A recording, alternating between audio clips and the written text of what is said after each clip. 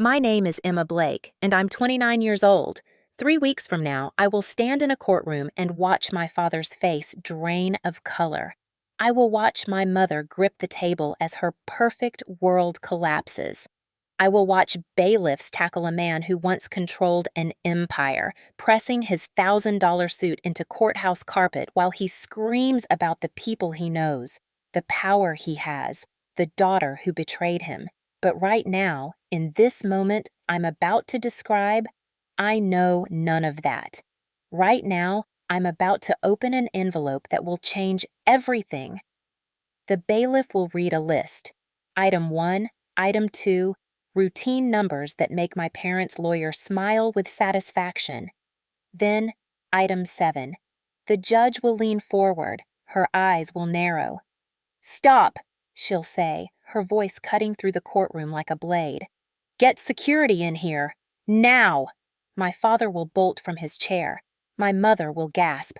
And I will stand perfectly still, hands folded, heart calm, because I've been waiting 4 years for this moment. They thought they could silence me. They thought wrong. But I'm getting ahead of myself. Let me take you back to where it all started. The coffee was brewing when the doorbell rang. I remember that detail because I was standing at my kitchen counter watching the dark liquid drip into the pot, thinking about nothing more complicated than whether I had time to review the Morrison case files before my 9 o'clock meeting. It was a Tuesday morning in late September, and my apartment in Northeast Portland caught the morning light beautifully at that hour. I'd chosen this place for that reason, among others: the way the sun came through the windows and made the plants on the sill glow green, the way the hardwood floors creaked in a friendly way rather than an ominous one, the way the space felt like mine.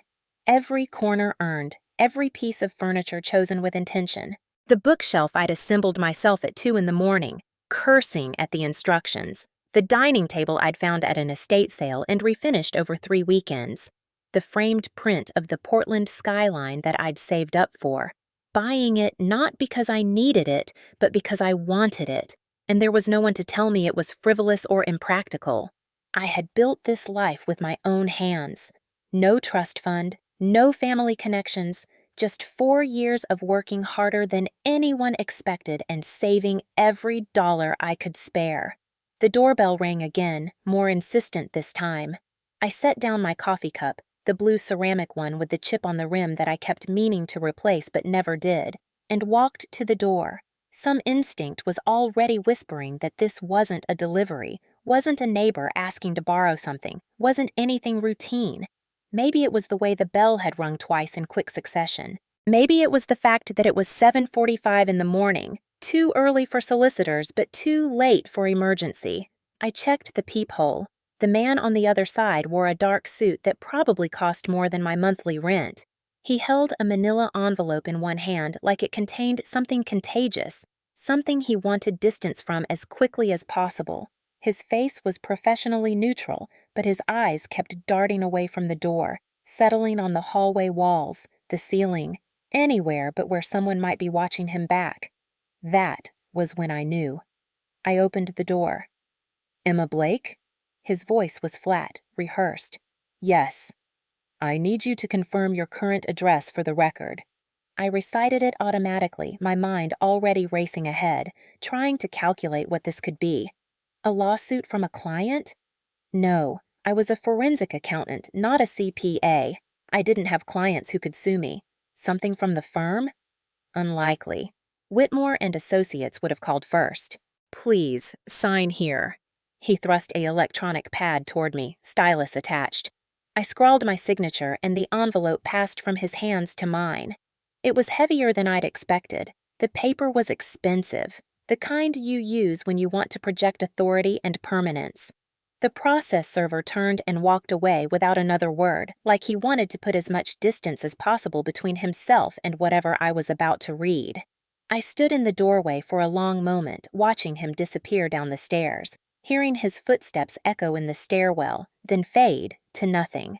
The envelope was warm from his hands. I closed the door, walked to my kitchen table, and sat down. The coffee pot had stopped brewing. Steam rose from the carafe in lazy spirals. Outside my window, Portland was waking up. Traffic on the street below, a jogger passing by with a dog, the neighbor across the way opening his blinds to let in the morning. Normal. Everything was normal except for this envelope in my hands. I opened it. The letterhead stopped my breath.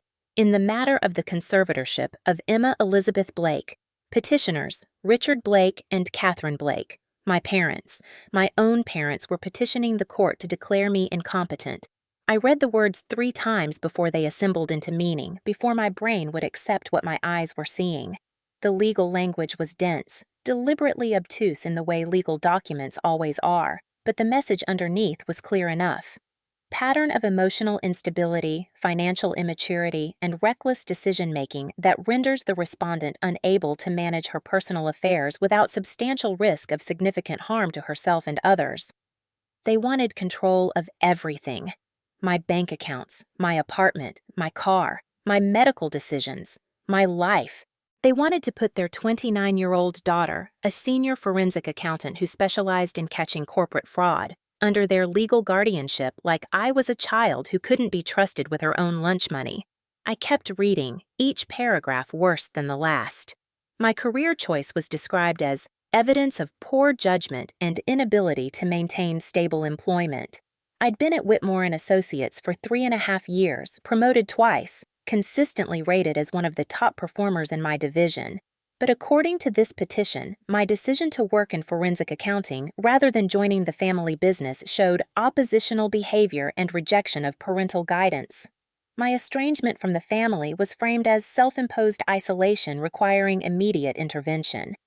The fact that I lived alone, that I'd built a life independent of Blake family money and influence, was twisted into proof that I was withdrawing from healthy social relationships and exhibiting signs of paranoid ideation. My financial independence, the thing I was most proud of, was presented as evidence that I was squandering resources without proper oversight or long-term planning. Never mind that I had $43,000 in savings, that I'd paid off my car, that I owned this apartment free and clear. According to Richard and Catherine Blake, the fact that I'd achieved all this without their help was somehow proof that I needed their control. And then, near the bottom of the petition, a phrase that made my blood run cold.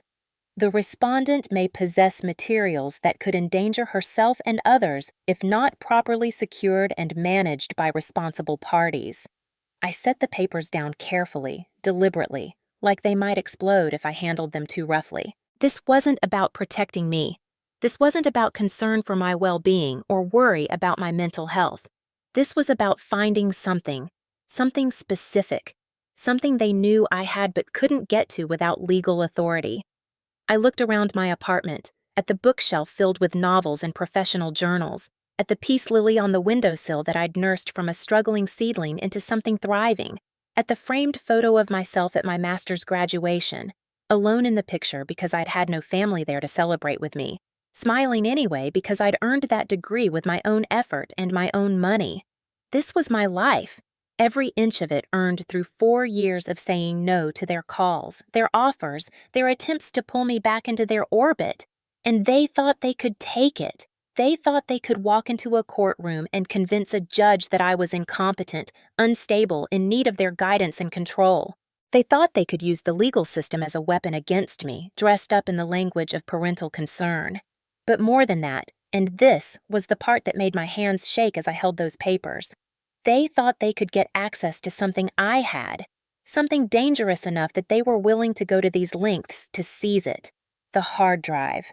4 years ago, I'd walked away from the Blake family with nothing but a suitcase full of clothes and an external hard drive I'd copied on my last night in my father's office. I'd barely known what was on it at the time.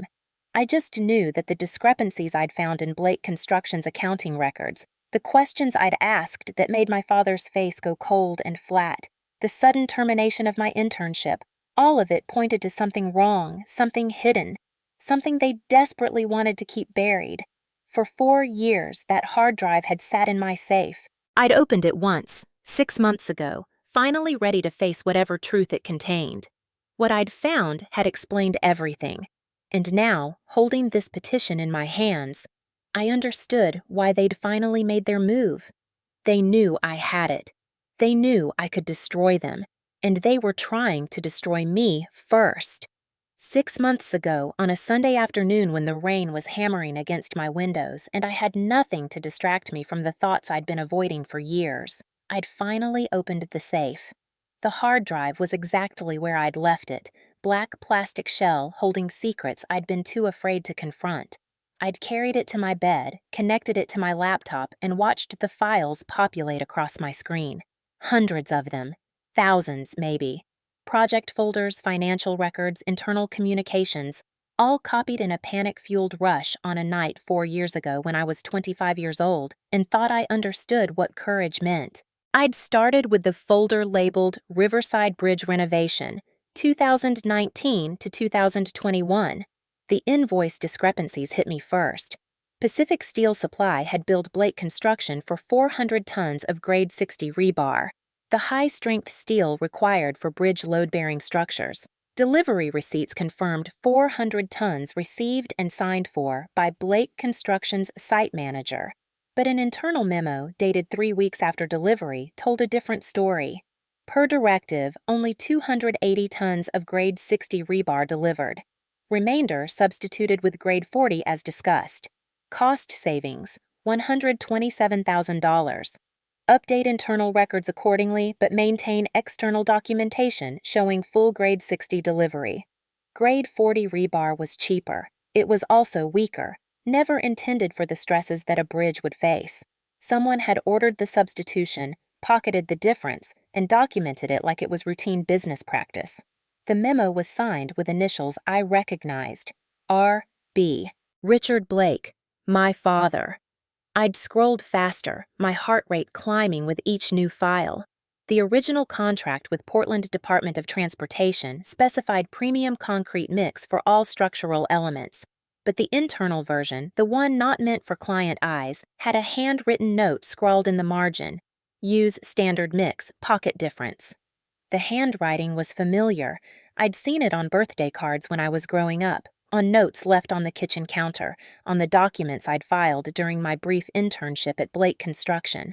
My father's writing, unmistakable in its sharp, efficient strokes. The money trail was meticulous. A spreadsheet tracked what my father called cost optimizations across multiple projects. Riverside Bridge showed $847,000 in total savings. Materials substituted, cheaper suppliers used, quality controls bypassed. But nowhere in the client billing did these cost reductions appear. The difference had vanished into shell company payments, accounts that existed only on paper, moving money through layers of corporate structure until it became untraceable to anyone who didn't know where to look. I'd found the emails between my father and Raymond Hayes, the company CFO, discussing the arrangements. Subject: Riverside Margins. From Richard Blake to Raymond Hayes. Date: March 15, 2021. Keep the paper clean. Inspectors see what we show them. Client sees contract specifications. Internal records stay internal. We've done this a dozen times. No reason to get nervous now. From Raymond Hayes to Richard Blake. Date: March 15, 2021. Understood. Documentation adjusted. Material substitutions complete. Site manager confirms no issues. The email was dated 3 months before the bridge collapsed. 3 months before 3 men fell to their deaths because the steel beneath their feet wasn't strong enough to hold them. I'd pushed back from my laptop that day, suddenly unable to breathe. The walls of my apartment had felt too close, the air too thick. I'd walked to my window and pressed my forehead against the cool glass, staring out at the city below, trying to process what I'd just read. This wasn't an accounting error. This wasn't miscommunication or oversight. This was deliberate fraud, documented in my father's own words, with full knowledge of the risks. I'd forced myself to keep reading. The folder labeled Incident Response Confidential had contained the internal engineering assessment completed 2 days after the collapse. The conclusion was damning. Structural failure consistent with material underperformance. Rebar testing shows grade 40 present in critical load-bearing sections where grade 60 was specified. Concrete analysis indicates standard mix rather than premium specification. Recommend immediate full material audit across all active projects. Someone had written across the page in red ink, the letters thick and angry, "Bury this." The initials were the same, R.B. Below the engineering assessment, I'd found the incident report that listed the 3 men who died. Daniel Murphy, 43 years old, structural welder, married, 2 children ages 16 and 12, 23 years of experience, known for his attention to detail and safety protocols. James Mitchell, 38 years old, safety inspector, single, supported his elderly mother in assisted living, 10 years with Blake Construction, had filed 3 safety concern reports in the month before the collapse. Ryan Foster, 29 years old, junior engineer, engaged to be married. His wedding was scheduled for 2 months after the accident, first major project with the company. His fiance's name was listed in his emergency contacts, Sarah Foster. They weren't statistics. They weren't acceptable losses or unfortunate accidents. They were men with families, with futures, with morning coffees and evening plans and people who loved them. And they died because my father had decided their lives were worth less than $847,000. The external investigation report told a different story, of course. Unforeseen material fatigue, it concluded, with no mention of substituted materials or ignored warnings. The investigating firm, I'd noticed, was a regular contractor for Blake Construction. They'd done safety audits for my father's company for years. The conflict of interest was obvious to anyone who cared to look. No one had cared to look. The settlement agreements had made me physically sick. $50,000 to each family in exchange for their silence. Non-disclosure agreements that prohibited any public discussion of the accident, any legal action, any contact with media. The families had been given 2 weeks to decide, pressured and isolated and grieving, presented with a choice that wasn't really a choice at all. Sign this or get nothing. Your husband is already gone. Your son is already gone. Do you really want to spend years in court fighting a company with unlimited legal resources? They'd signed. Of course they'd signed. They were grieving and scared and alone, and my father's lawyers knew exactly how to exploit that. I'd closed the laptop that day and sat in the darkness of my bedroom for hours, listening to my own heartbeat, feeling the weight of what I knew pressing down on my chest like a physical thing. I had evidence of fraud, evidence of manslaughter, evidence of obstruction of justice. I had proof that my father was a murderer in everything but legal terminology, and I'd had it for 4 years. For 4 years, I'd lived with this knowledge, telling myself I wasn't ready, wasn't strong enough, wasn't sure what to do with it. I'd told myself I needed to build my own life first, establish my independence, become someone who couldn't be easily destroyed before I tried to destroy him. But maybe that was just cowardice dressed up as strategy. Now, sitting at my kitchen table with the conservatorship petition in front of me, I understood that the time for strategy was over. My father had made his move, and I had a choice: give up the evidence to save myself, or use it to save everyone else he might hurt. The choice wasn't really a choice at all.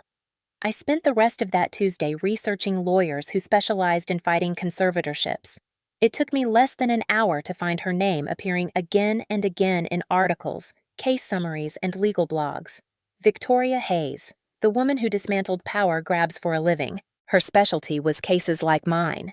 Wealthy families using conservatorship law as a weapon, adult children fighting for their autonomy, vulnerable people trapped in legal arrangements designed to benefit guardians rather than wards.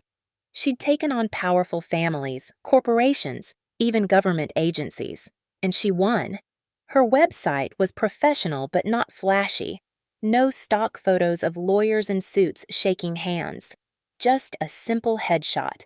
A woman in her early 50s with silver-streaked dark hair and eyes that looked like they'd seen every legal trick in the book, and a mission statement that was 3 sentences long. Every person deserves the right to control their own life. When that right is threatened by those who claim to know better, I fight back. If you're being silenced, let's make some noise. I picked up my phone and dialed before I could second-guess myself. The line rang twice before someone answered. Not a receptionist, but the woman herself. Her voice was calm, measured, with an edge of steel underneath. "Victoria Hayes speaking." I'd rehearsed what I was going to say, but when the moment came, all my prepared words dissolved. Instead, I just told her the truth in 3 short sentences. My name is Emma Blake. My parents just filed a conservatorship petition against me. I'm a senior forensic accountant, I'm financially stable, I'm mentally sound, and there's more to this story than they want anyone to know. The silence on the other end lasted long enough that I thought the call had dropped.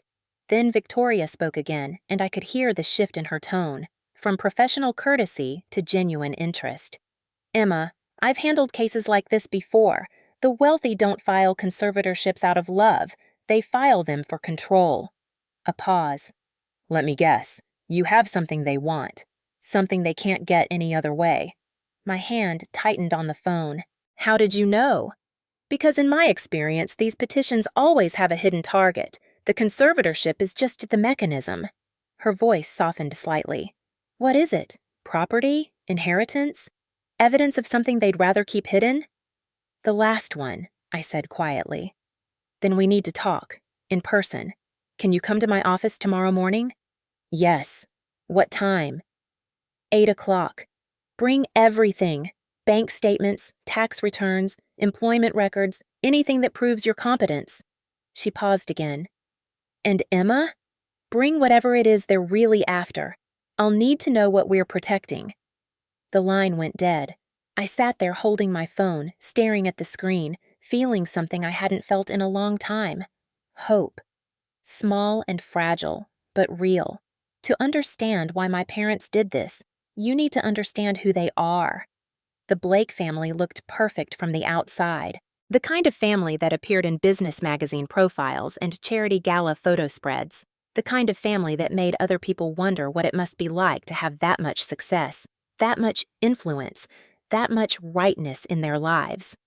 My father, Richard Blake, had built Blake Construction from a small contracting company into one of the largest construction firms in the Pacific Northwest. He was 61 years old, silver-haired and broad-shouldered, with the kind of commanding presence that made people stand straighter when he entered a room. Business magazines called him a visionary. Community leaders called him a philanthropist. His employees called him Sir, never by his first name, and they said it with a fear they tried to disguise as respect. Richard Blake didn't raise his voice. He didn't need to.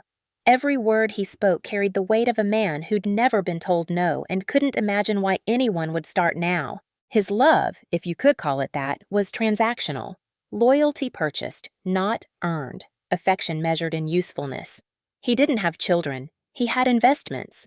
I used to think he'd started out different. I'd seen photos of him when he was young, when Blake Construction was just him and a pickup truck and a willingness to work harder than anyone else. In those photos, his eyes looked different. Hungrier, yes, but also more honest. Somewhere along the way, maybe when the company grew, maybe when the contracts got bigger, maybe when he realized that corners could be cut and consequences avoided, something had changed. Or maybe I just wanted to believe he'd been better once, because the alternative was that he'd always been this way and I'd just been too young to see it. My mother, Catherine, was 58 and beautiful in the way that required constant maintenance. She'd been born into a modest middle-class family in Eugene and married her way up, and she'd spent 30 years making sure no one forgot the distance she'd climbed. Her role in the Blake household was clear. Richard made the decisions, and Catherine made them look elegant. She chaired charity committees. She hosted galas. She cultivated the right friendships with the right people. Her smile was always perfect. Her outfits always appropriate for the occasion. Her opinions always calibrated to reflect well on the family. She was beautiful in photographs and exhausting in person. Catherine wasn't cruel in the obvious ways my father could be. Her cruelty was softer, wrapped in concern, delivered with a sympathetic tilt of her head and a voice dripping with worry. "I'm just worried about you, darling. You seem so lost." She made disappointment feel like love, and love feel like something you had to earn by being someone other than yourself. The Blake family home sat in Willow Heights, a gated community where every lawn was manicured and every family had secrets they paid good money to keep hidden. 6 bedrooms, 3-car garage, a pool we rarely used, and walls that absorbed sound so efficiently that you could scream and no one outside would ever know. I'd lived in that house for 18 years and never felt like it was home. Then there was Claire, my sister, 3 years younger, and everything I was supposed to be. Claire had learned early how to play my parents' game. She mirrored their ambitions, echoed their opinions, laughed at their jokes, and was rewarded with their approval. She went to the college they chose, studied the major they suggested, and walked straight from graduation into a marketing position at Blake Construction, where she reported to our father and told him exactly what he wanted to hear. Claire wasn't stupid. She was strategic. She understood that in our family, independence was rebellion and rebellion was punished. So she made herself indispensable, the perfect daughter, the golden child who never questioned and never challenged and never, ever walked away. We'd shared a bedroom growing up, whispered secrets in the dark, built blanket forts, and dreamed about the future. That Claire felt like a different person now, someone I used to know before our paths diverged so completely that we became strangers wearing the faces of sisters. The last real conversation we'd had was 4 years ago, the night I left. She'd stood in my childhood bedroom doorway, watching me pack my clothes into a suitcase, her face carefully neutral in that way she'd learned to wear like armor. "You're making a mistake," she'd said. "They'll never forgive you." I'd looked at her, at the sister who'd chosen safety over honesty, compliance over freedom, and said, "I'm not asking for forgiveness." She hadn't called after I left. Not once in 4 years, not until this conservatorship petition made me potentially useful to her again. The breaking point had happened when I was 25. I'd just finished my MBA, paid for with scholarships and student loans, not Blake family money, and my father had insisted I intern at Blake Construction because it would teach me the real world. I'd agreed, partly because I was curious about the family business, partly because I thought maybe, just maybe, working together might help us understand each other better. It taught me something, all right. It taught me exactly who my father was. I'd been assigned to the accounting department, probably because my father thought it would bore me into switching to something more useful, like project management or business development. Instead, I'd excelled. Numbers made sense to me in a way people never quite did. Clean, logical, honest. Or at least, they were supposed to be honest. The numbers at Blake Construction weren't honest. I'd found discrepancies almost immediately. Invoices that didn't match purchase orders, payments to vendors that didn't appear in any database, project budgets that were inflated by 15 or 20% with no clear explanation for where the extra money was going. One project kept appearing in the irregularities, the Riverside Bridge renovation. I'd cross-referenced material orders with delivery receipts. The gaps were staggering. Grade 60 rebar ordered, but internal memos referenced grade 40 being delivered. Premium concrete specified in contracts, but standard mix noted in site reports. Someone was substituting cheaper materials and pocketing the difference, and they weren't even being particularly careful about hiding it. I'd brought my findings to my father privately, professionally, thinking he would want to know. Thinking he would appreciate that I'd caught something his accounting department had missed. Thinking, like an idiot, that he cared more about honesty than profit. His face had gone still when I showed him the documents. His eyes, always cold, always calculating, had turned to ice. "You're seeing problems that don't exist," he'd said, his voice flat and final. "Some doors are meant to stay closed, Emma. Close this one." It hadn't been advice. It had been a command. The next morning, my office computer had been upgraded without my knowledge, and all the files I'd been reviewing were gone. My access to the financial archives was revoked. HR had called to inform me that my internship was ending early due to departmental restructuring. That night, I'd stayed late. I'd used credentials that hadn't been deactivated yet, and I'd copied everything I could find onto an external hard drive, working quickly, heart-pounding, knowing that if I was caught, the consequences would be severe. I hadn't known exactly what I was taking. I just knew that whatever my father was hiding, I needed a record of it. I'd driven away from Blake Construction the next morning and hadn't looked back. 6 months later, a headline had appeared in the Portland Tribune. "Riverside Bridge Collapse, 3 construction workers dead." I'd read it in my studio apartment, coffee going cold in my hands, understanding with sick certainty that those 3 men had died because of the discrepancies I'd found. the questions I'd asked, the door my father had slammed in my face. The official investigation had concluded it was unforeseen material fatigue. Blake Construction was cleared of negligence. Settlements were paid quietly, quickly, sealed with non-disclosure agreements.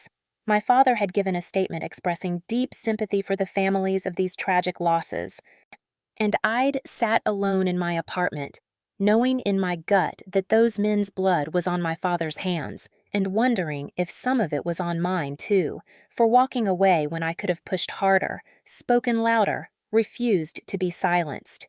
Victoria Hayes's office was downtown, 10th floor of a modern building with glass walls and a view of the Willamette River. Everything about it was different from the wood-paneled, cigar-scented law firms my father frequented. Clean lines, efficient design, no pretense. I arrived at 7:45, 15 minutes early, because being late felt like losing before the fight even started. The receptionist led me to a conference room where Victoria was already waiting, reading through what looked like my conservatorship petition. She stood when I entered, tall, composed, dressed in a simple black blazer with no jewelry except a practical watch. Her handshake was firm, her gray eyes sharp and assessing.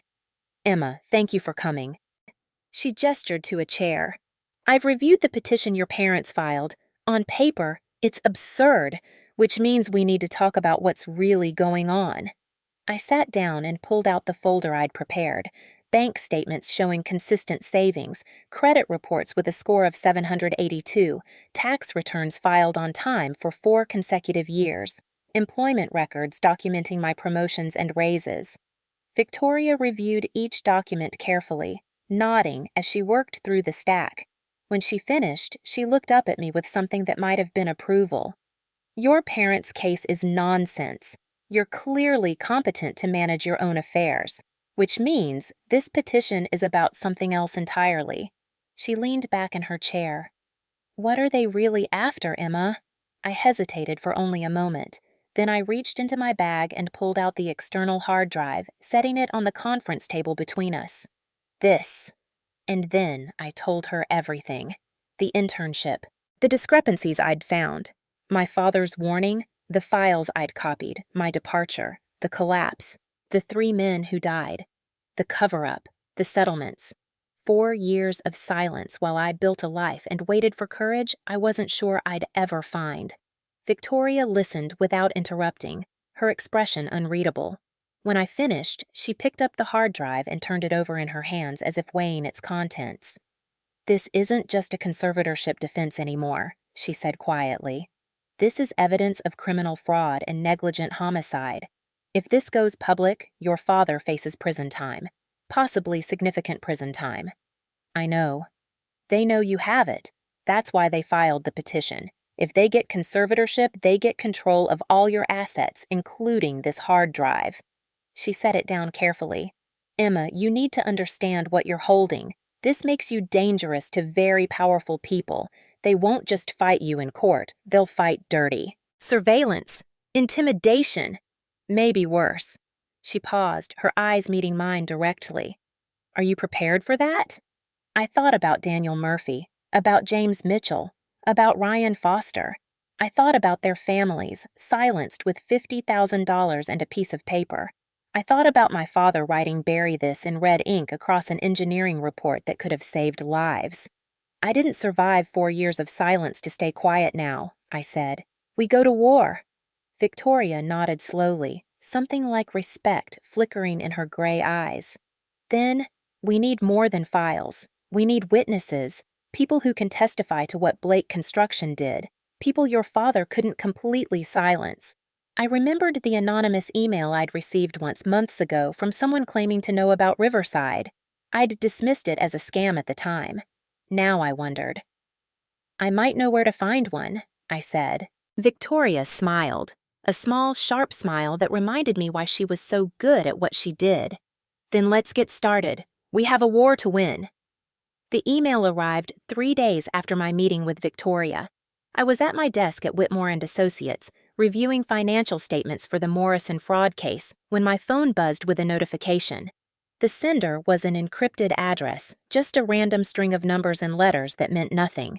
The subject line made my pulse quicken. "You're not the only one who knows." I glanced around the office. Rebecca Sullivan, my supervisor, was on a call in her office.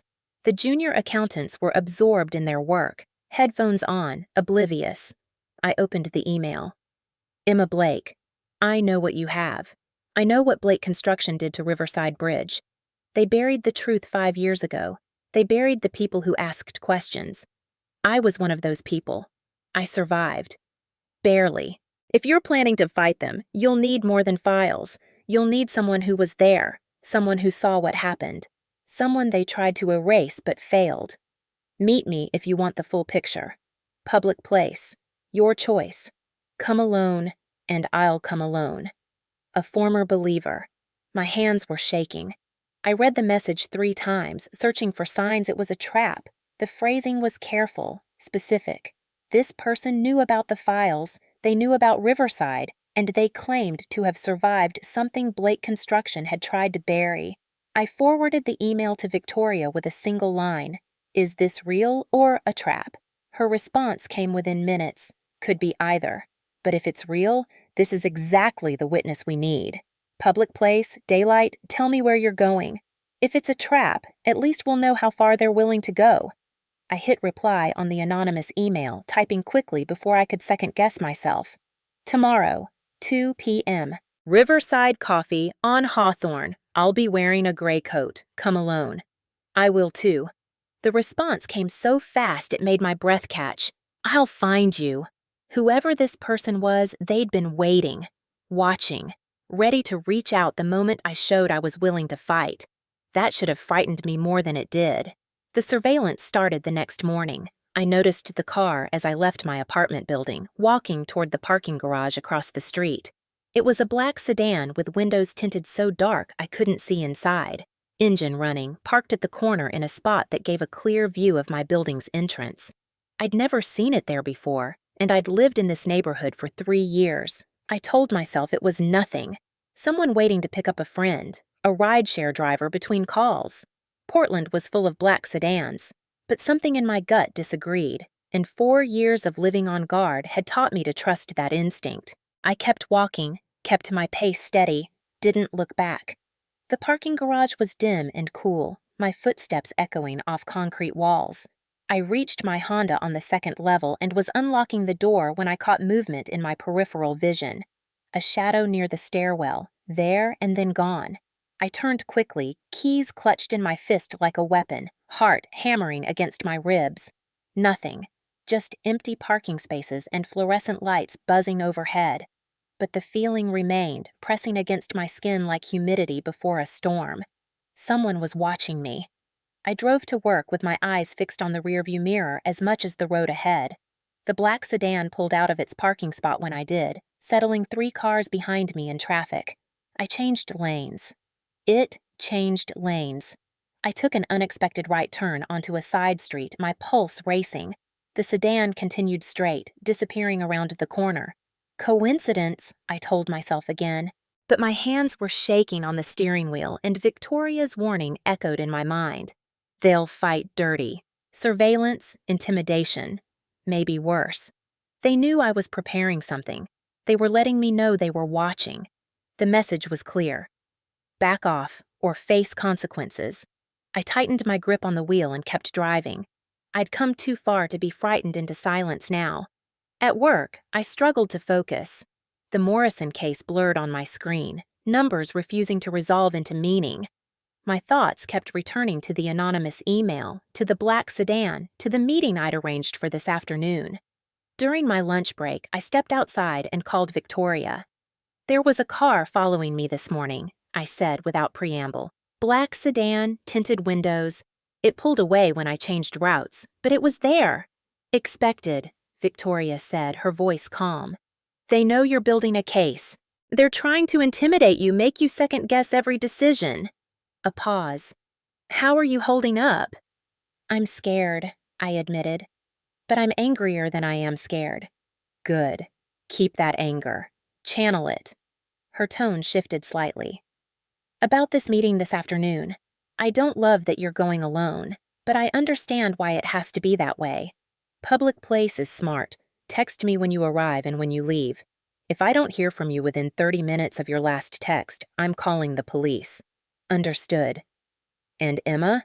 If this person is real, if they were inside Blake Construction and survived whatever your father did to silence them, their testimony could be crucial. But be careful. Trust, but verify everything they tell you. I promised I would and ended the call, then stood on the sidewalk outside my office building, watching traffic pass, wondering if any of those cars contained someone watching me back. Riverside Coffee was exactly the kind of place I needed. Busy, public, full of witnesses. Large windows let in afternoon light, and the constant hum of conversation provided cover for any discussion I might need to have. I arrived 15 minutes early, ordered a black coffee I had no intention of drinking, and took a corner table with clear sight lines to both the entrance and the emergency exit. Old habits from 4 years of looking over my shoulder. The minutes crawled past. I watched every person who entered, measuring them against the faceless sender of that encrypted email. A young couple holding hands, absorbed in each other. Students hunched over laptops, headphones blocking out the world. An elderly woman reading a paperback novel, coffee cup leaving rings on her table. None of them seemed to be looking for me. At 3 minutes past 2, the door opened and a man walked in. Late 40s, I guessed. Weathered face with lines that spoke of pain and sleepless nights. Graying stubble that suggested he'd stopped caring about appearances somewhere along the way. He moved with a slight limp, his left leg stiff and deliberate, like every step required concentration. But it was his eyes that caught my attention, the way he scanned the room with methodical precision, assessing exits and threats and potential problems with the trained awareness of someone who'd learned the hard way to always know where danger might come from. His eyes found me. Recognition flickered in them. Not the recognition of someone who'd met me before, but the recognition of someone who'd been looking for exactly this person in exactly this place. He walked toward my table without hesitation. Emma Blake.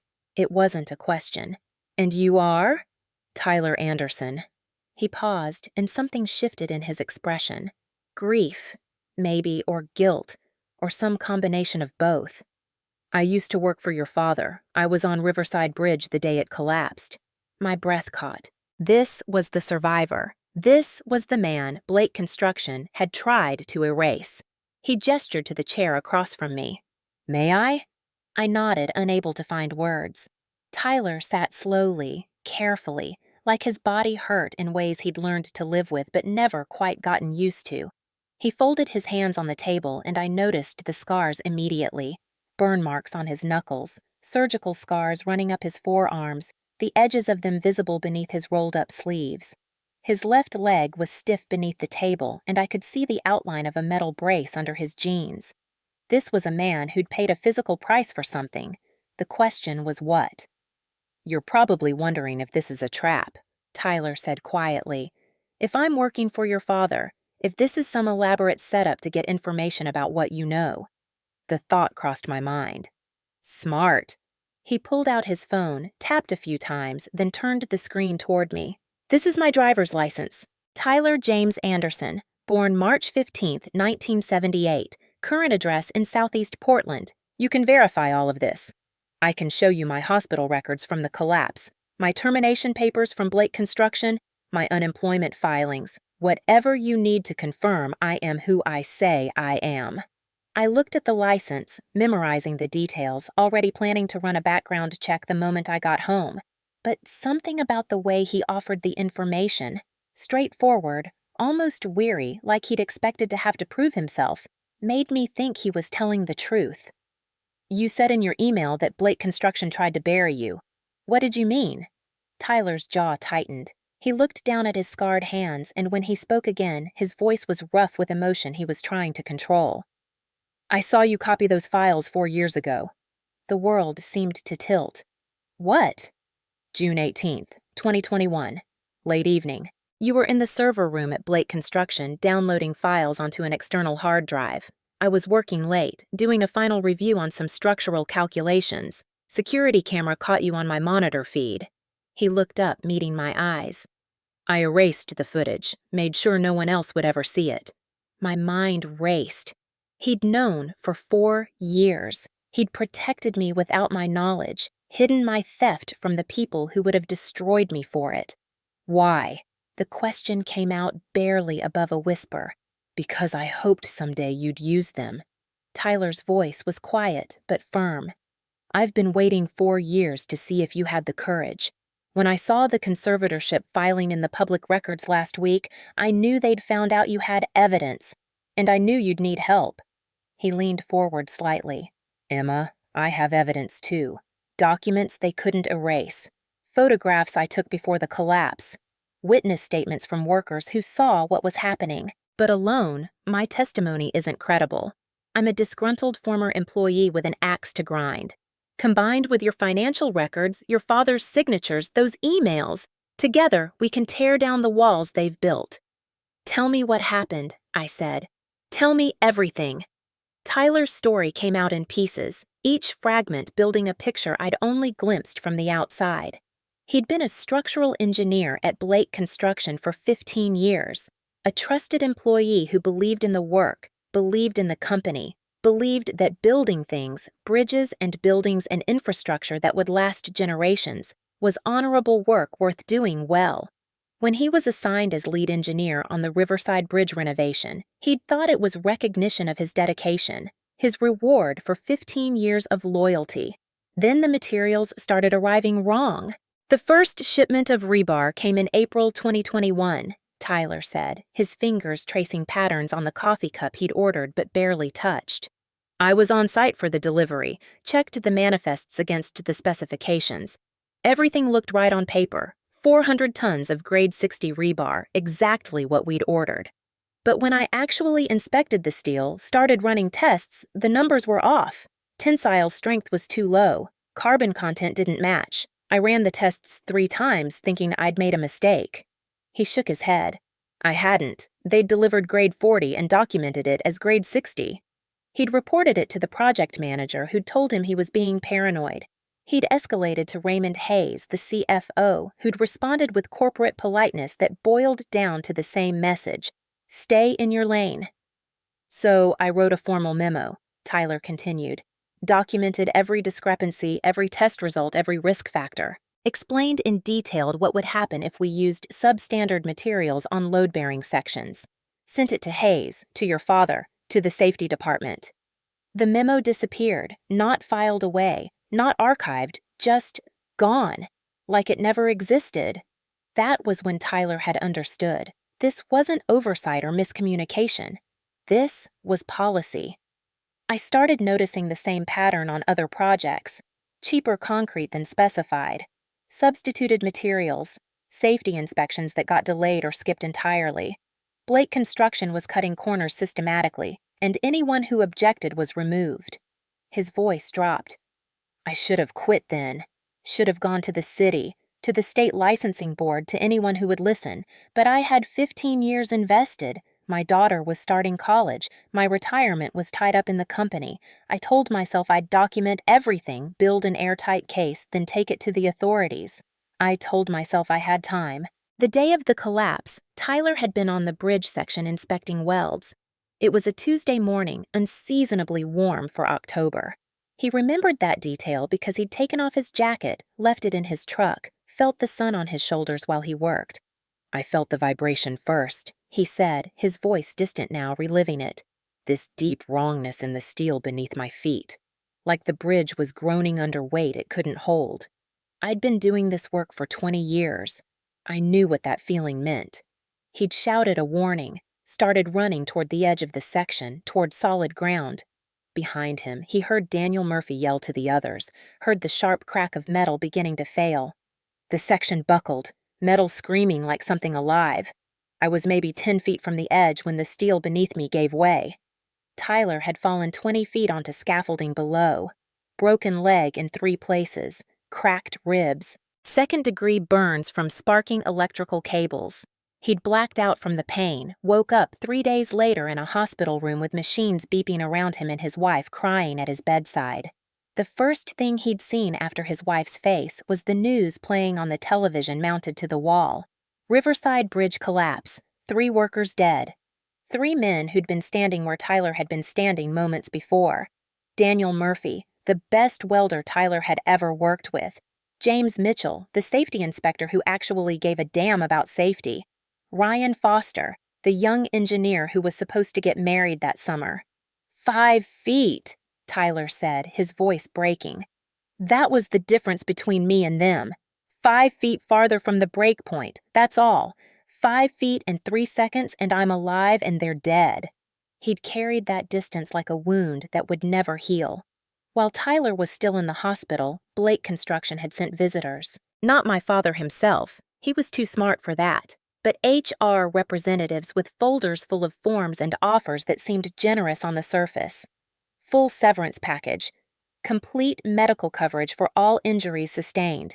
A boost to his pension.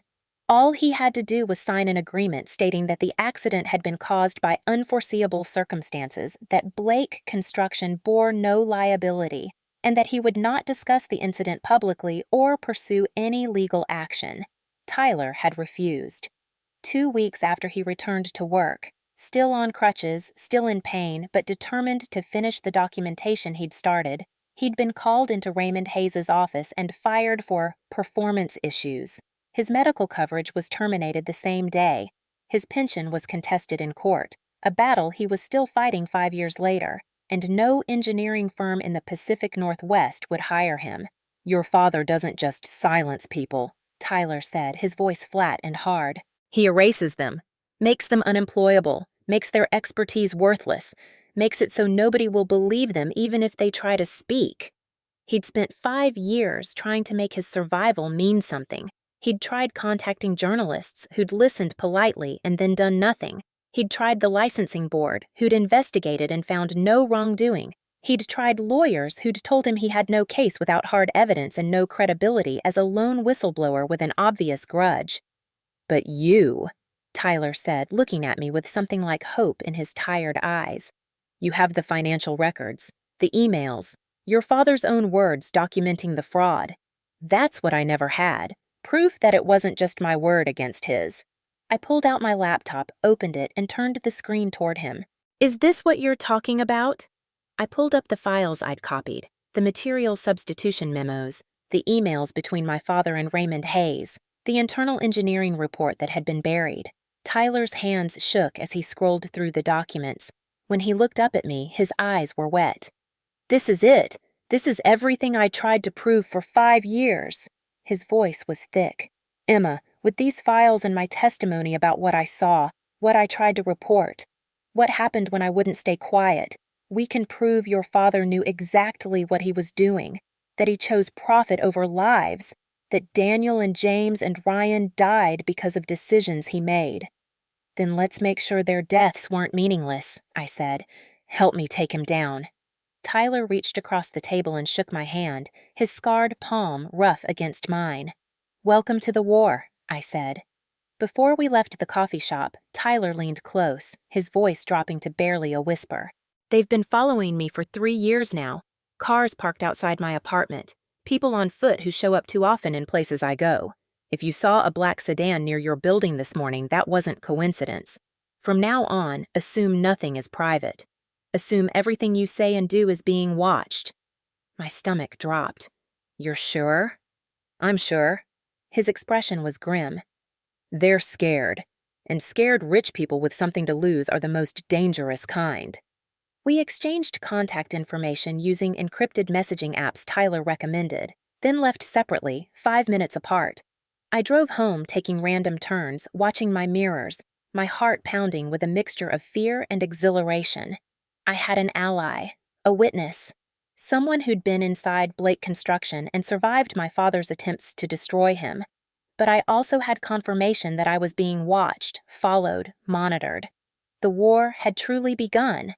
I should have gone to a hotel that night. Victoria had suggested it and Tyler had agreed, but there was something stubborn in me that refused to be driven from my own home, my own space, the sanctuary I'd built over 4 years of independence.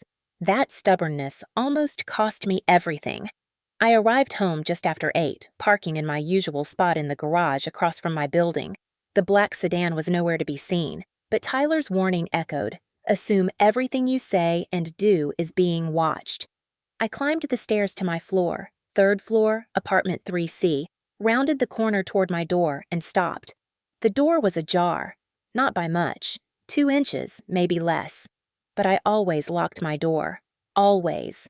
It was muscle memory from 4 years of living alone, of being hypervigilant, of never quite feeling safe enough to be careless.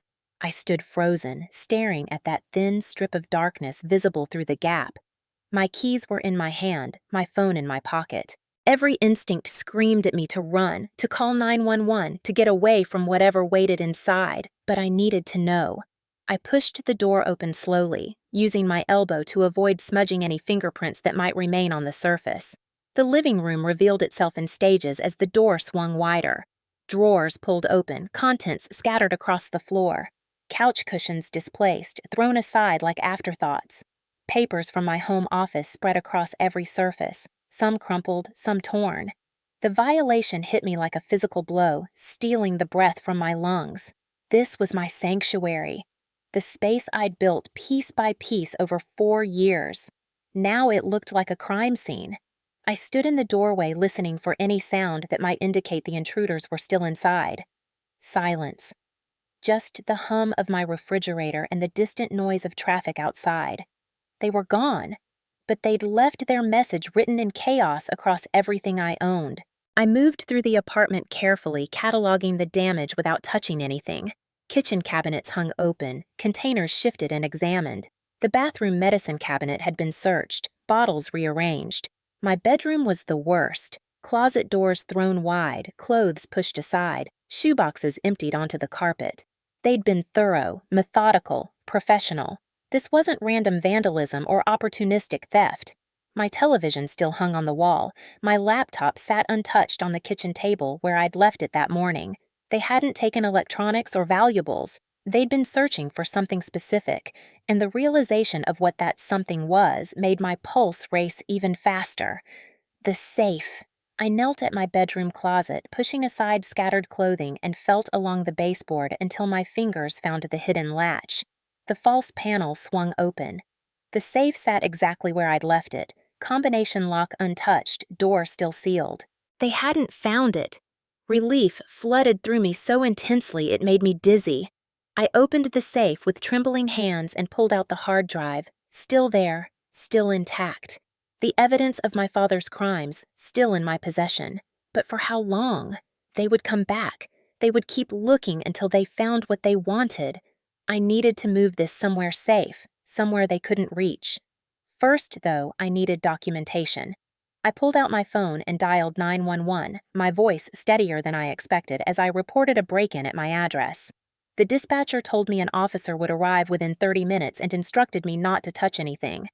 I sat on my violated couch and waited, the hard drive clutched against my chest like a lifeline. Officer Daniels arrived 27 minutes later, a professional-looking man in his 40s who was sympathetic but realistic in the way police officers are when they know they probably won't solve a case but want to do their job correctly anyway. He photographed the damage, dusted for fingerprints, documented everything with careful notes. I told him I was in a legal dispute with family members, technically accurate, and mentioned the conservatorship case without explaining the criminal evidence that made me a target. He nodded, asked follow-up questions, jotted down my vague answers without pressing for details I wasn't willing to share. "Looks professional," he said finally, surveying the systematic chaos. "They knew what they were doing. No forced entry on the building itself, which means they either had a key or tailgated someone through the front door." He handed me a case number and a victim services card. "The security cameras in your lobby might have caught something. I'll request the footage. But between you and me, these kinds of people usually know how to avoid cameras." After he left, I sat alone in my ransacked apartment, understanding with perfect clarity that the police couldn't protect me from this. This was family business. It would be handled within the family, one way or another. I called Victoria immediately. "They broke into my apartment," I said without preamble. "Tore the place apart looking for the hard drive." "Did they find it?" "No. It was in a hidden safe they missed. But Victoria, they'll come back. They know I have it somewhere. Bring it to my office first thing tomorrow morning. We have a secure safe here, and our building has actual security." She paused. Make copies tonight. Multiple copies, different locations. If they find one, the others survive. I spent the next 2 hours following her instructions. One copy uploaded to encrypted cloud storage, the password known only to me. One copy transferred to a USB drive that I hid in a compartment under my car's spare tire. The original would go to Victoria's office in the morning. I packed an overnight bag with essentials and booked a hotel room downtown, paying cash under a name that wasn't quite mine. Paranoid, maybe. But Tyler had warned me, and the scratch marks on my door proved he was right. Nothing was private anymore. Everything I said and did was being watched. I checked into the hotel, double-locked the door, and tried to convince my racing mind to let me sleep. The phone rang at 9:47. I stared at the screen, at the name that appeared there, at the contact I hadn't spoken to in 4 years. Claire Blake. My sister. My stomach tightened as I answered, holding the phone to my ear without speaking. Emma? Oh my God, I just heard what happened. Mom told me about the break-in. Are you okay? I processed her words slowly, each one landing like a stone in still water. Catherine knew about the break-in. The police report had been filed only 3 hours ago. Word traveled fast in the Blake network. I've been so worried about you, Claire continued, filling my silence with her rehearsed concern. We all have. I know things have been difficult between us, but family is family, right? I just wanted to make sure you're safe. Every word sounded scripted. Every pause felt calculated. I recognized the performance because I'd grown up watching our mother perfect it. Claire had learned well. Where are you staying tonight? She asked, her voice dropping into something that was supposed to sound intimate and sisterly. I could come over. We could talk, catch up. It's been so long. I kept my responses vague, my tone neutral. I'm fine, just shaken up, staying with a friend. But Claire wasn't finished. She kept probing, her questions casual on the surface but pointed underneath. Do you need anything? Money? A place to stay? I heard you've been seeing a lawyer. Is everything okay with your finances? And then, slipped in like a knife between ribs, her real purpose revealed. Did they take anything important? Any old files or work stuff from when you interned at the company? There it was. The question she'd been building toward all along. The reason for this sudden concern after 4 years of silence. She was fishing for information. She wanted to know if the evidence was still in my possession or if the break-in had succeeded. I didn't give her the satisfaction. They took some electronics, I said carefully. Nothing important. I could hear the frustration beneath her sympathetic sounds. She hadn't gotten what she came for. Well, if you need anything, I'm here, she said finally. We're all here. Maybe we could get coffee sometime, catch up properly. I miss you, Emma, I really do. The line went dead, and I sat in the anonymous hotel room, the phone still warm in my hand. 4 years of silence, and now this. Not because Claire missed me, not because she cared about my well-being, because our parents had sent her to gather intelligence. The sister I'd shared a bedroom with, whispered secrets to, built blanket forts with, she was now a weapon aimed at my destruction. I should have felt surprised, but I didn't. I should have felt betrayed, but that would require believing she'd ever truly been on my side. The Claire I remembered from childhood was gone, replaced by someone who'd chosen inheritance over sisterhood, approval over integrity. She'd made her choice 4 years ago when she'd watched me pack and warned me they would never forgive me. Now she was proving exactly which side she stood on. I spent the next morning at Victoria's office, turning over the original hard drive and reviewing our strategy. We had Tyler's testimony. We had the financial evidence. But Victoria kept coming back to the same point. Juries and judges respond to human stories. Tyler's testimony is powerful, but he's also an employee who was fired. They'll try to paint him as disgruntled, vindictive. We need someone who has nothing to gain and everything to lose by speaking up. Someone who was silenced and stayed silent until now. The families, I said. Victoria nodded. Specifically, the widows and family members who signed those NDAs. If we can get even one of them to testify, to break their silence and tell their story, it transforms this from a business dispute into what it really is, a human tragedy caused by corporate greed. I thought about the settlement agreements I'd found in the files, $50,000 and a signature buying permanent silence. 3 families destroyed and paid off. Their names are in the files, I said. Daniel Murphy's widow is Jennifer Murphy. James Mitchell's mother is Elizabeth Mitchell. Ryan Foster's fiancée. I paused, checking my notes. Sarah Foster. She kept his last name even though they never got to marry. Victoria pulled up public records on her computer. Jennifer Murphy still lives in Southeast Portland, same address from the settlement paperwork. Elizabeth Mitchell is in a nursing home in Gresham. Probably not our best option for testimony. Sarah Foster moved to California 2 years ago.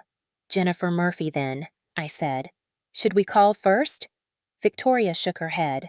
No, phone calls are too easy to refuse. We show up in person. We look her in the eye and ask her to trust us. And we bring Tyler, someone who was there, who knew her husband, who can vouch for what we're saying. That afternoon, Tyler and I drove to Southeast Portland, watching the neighborhood change as we went deeper into the residential areas. Trendy coffee shops gave way to auto repair shops, then to small homes with chain-link fences and yards that showed the wear of lives lived paycheck to paycheck. Jennifer Murphy's house appeared at the end of a quiet street, a small bungalow with peeling paint and a garden that had once been loved but now struggled against neglect. An American flag hung faded on the small porch. This was where $50,000 of silence money had ended up. This was the price Blake Construction had paid to bury the truth along with the dead. Tyler and I sat in the car for a moment, both of us gathering our thoughts. She might not want to talk, Tyler said quietly. The NDA scared her. They threatened to take back the settlement money if she violated it. For someone with nothing, $50,000 is everything and nothing at the same time. I nodded, understanding. She'd signed under duress, grieving and alone, pressured by lawyers who knew exactly how to exploit her vulnerability. But she deserves to know there might be another way, I said. We got out of the car and walked to the gate. Tyler limped beside me, his injuries a silent testament to what Blake Construction did to people who got in their way. The doorbell echoed inside the house. We waited in the light drizzle that had started to fall. A curtain moved in the front window. Someone was watching, deciding whether to answer. Then the door opened slowly, just a few inches, and a woman peered out at us with eyes that held too much sorrow and not enough trust. Jennifer Murphy was in her mid-50s, small-framed, with gray streaking through brown hair that had probably once been vibrant. She wore a worn cardigan and house slippers, rosary beads wrapped around her wrist. Her face showed the particular weariness of someone who'd cried too much for too long and now held tears in permanent reserve. When she saw Tyler, recognition flickered in her expression.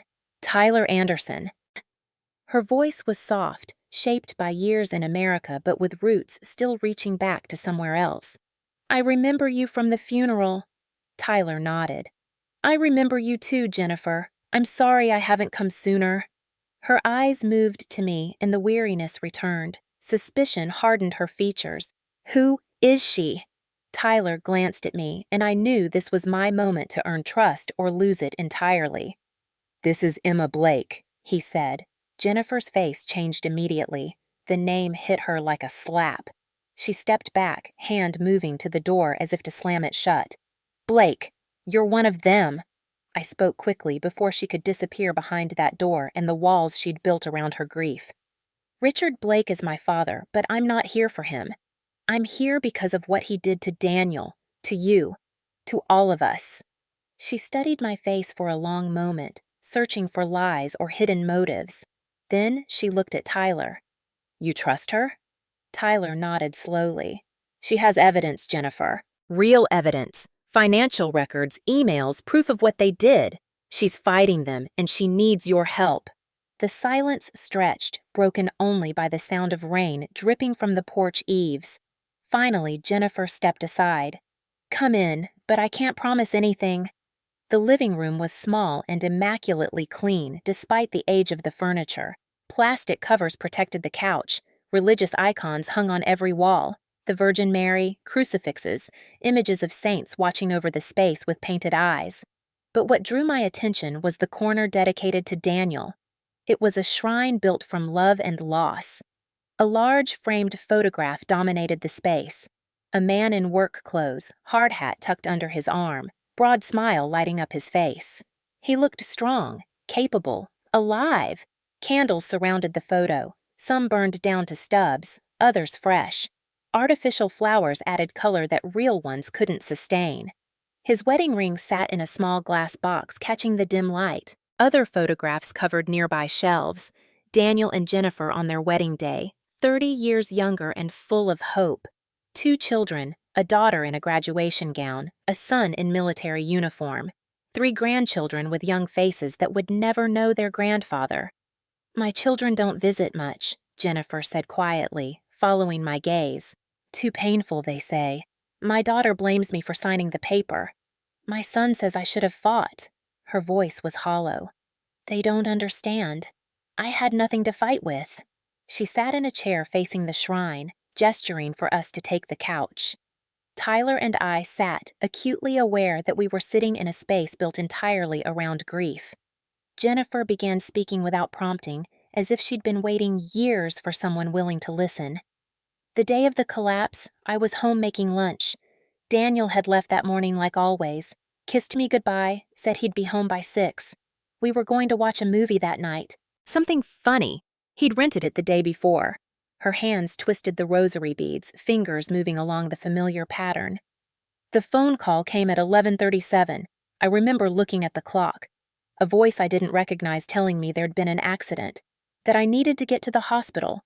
I drove 90 miles an hour, ran every red light, praying the whole way." She paused, her voice dropping to barely a whisper. "But Daniel was already gone.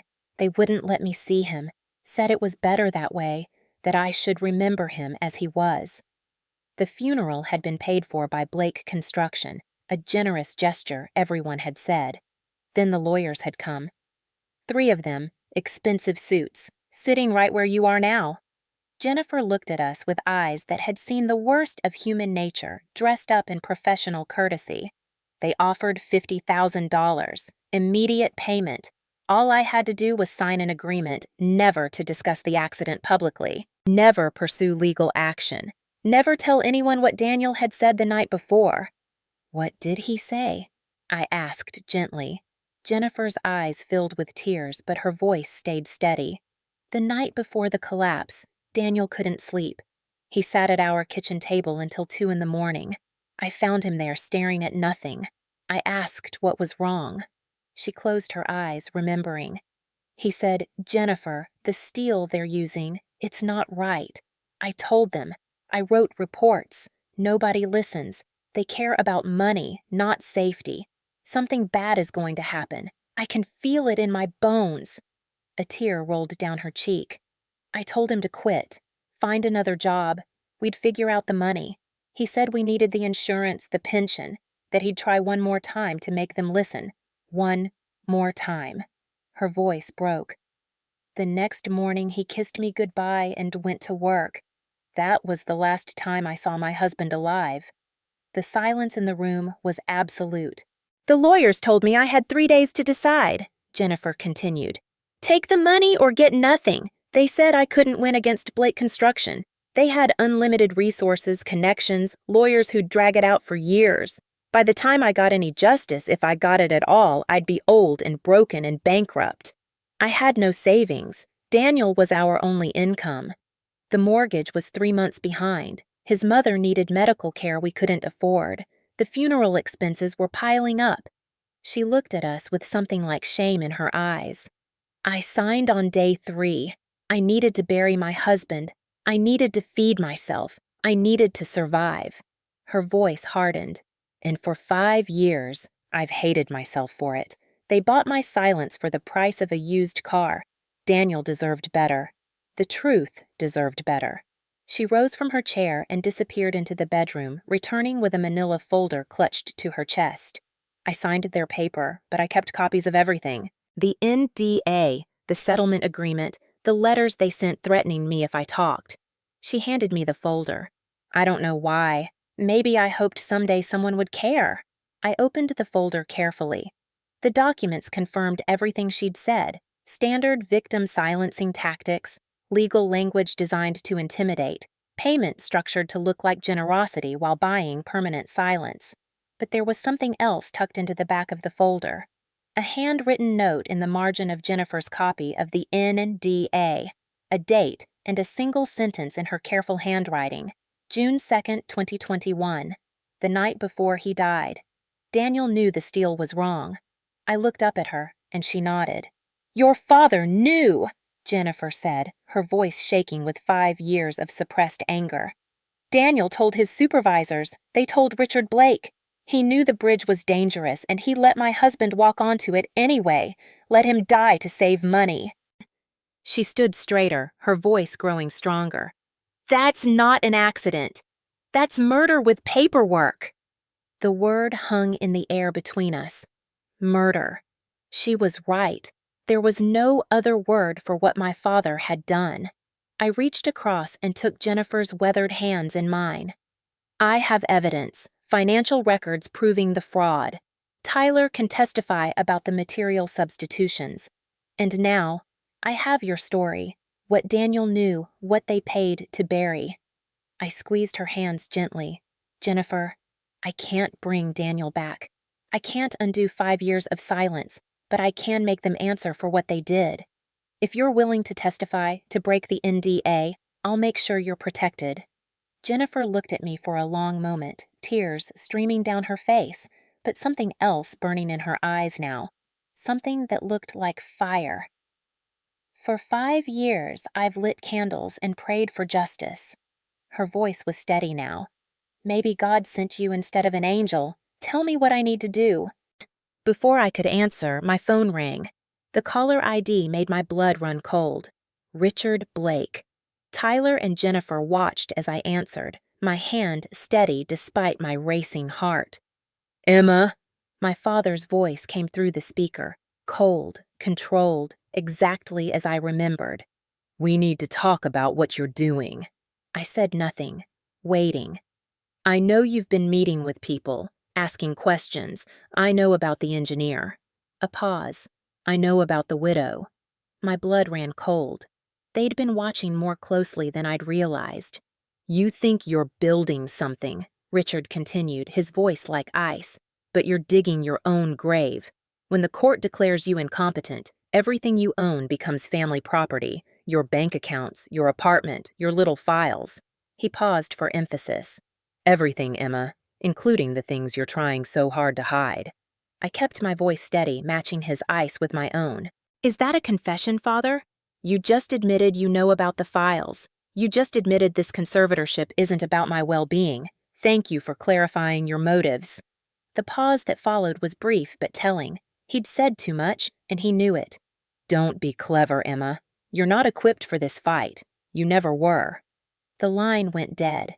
I lowered the phone and looked at Tyler and Jennifer, both watching me with wide eyes. "He just confirmed everything," I said. "This was never about protecting me. It's about silencing me before I can use what I know." Jennifer straightened in her chair, wiping her tears with the back of her hand.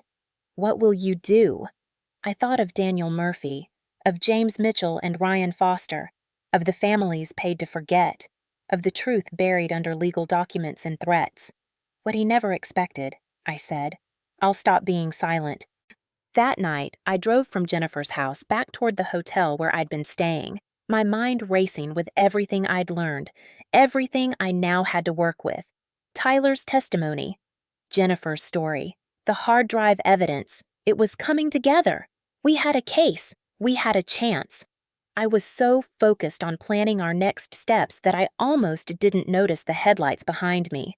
The route back to downtown Portland took me through an industrial area, warehouses and empty lots, minimal traffic at this time of night. A shortcut I'd taken dozens of times. The headlights appeared suddenly, fast and bright in my rearview mirror. I moved into the right lane to let them pass. The vehicle moved with me. My pulse quickened. I accelerated. The vehicle accelerated. This wasn't coincidence.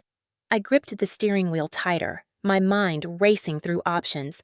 Call 911? But what would I say? A car is following me? By the time police arrived, it would be over, one way or another. The vehicle came closer. In my mirror, I could make out the shape, a large black SUV, windows tinted dark.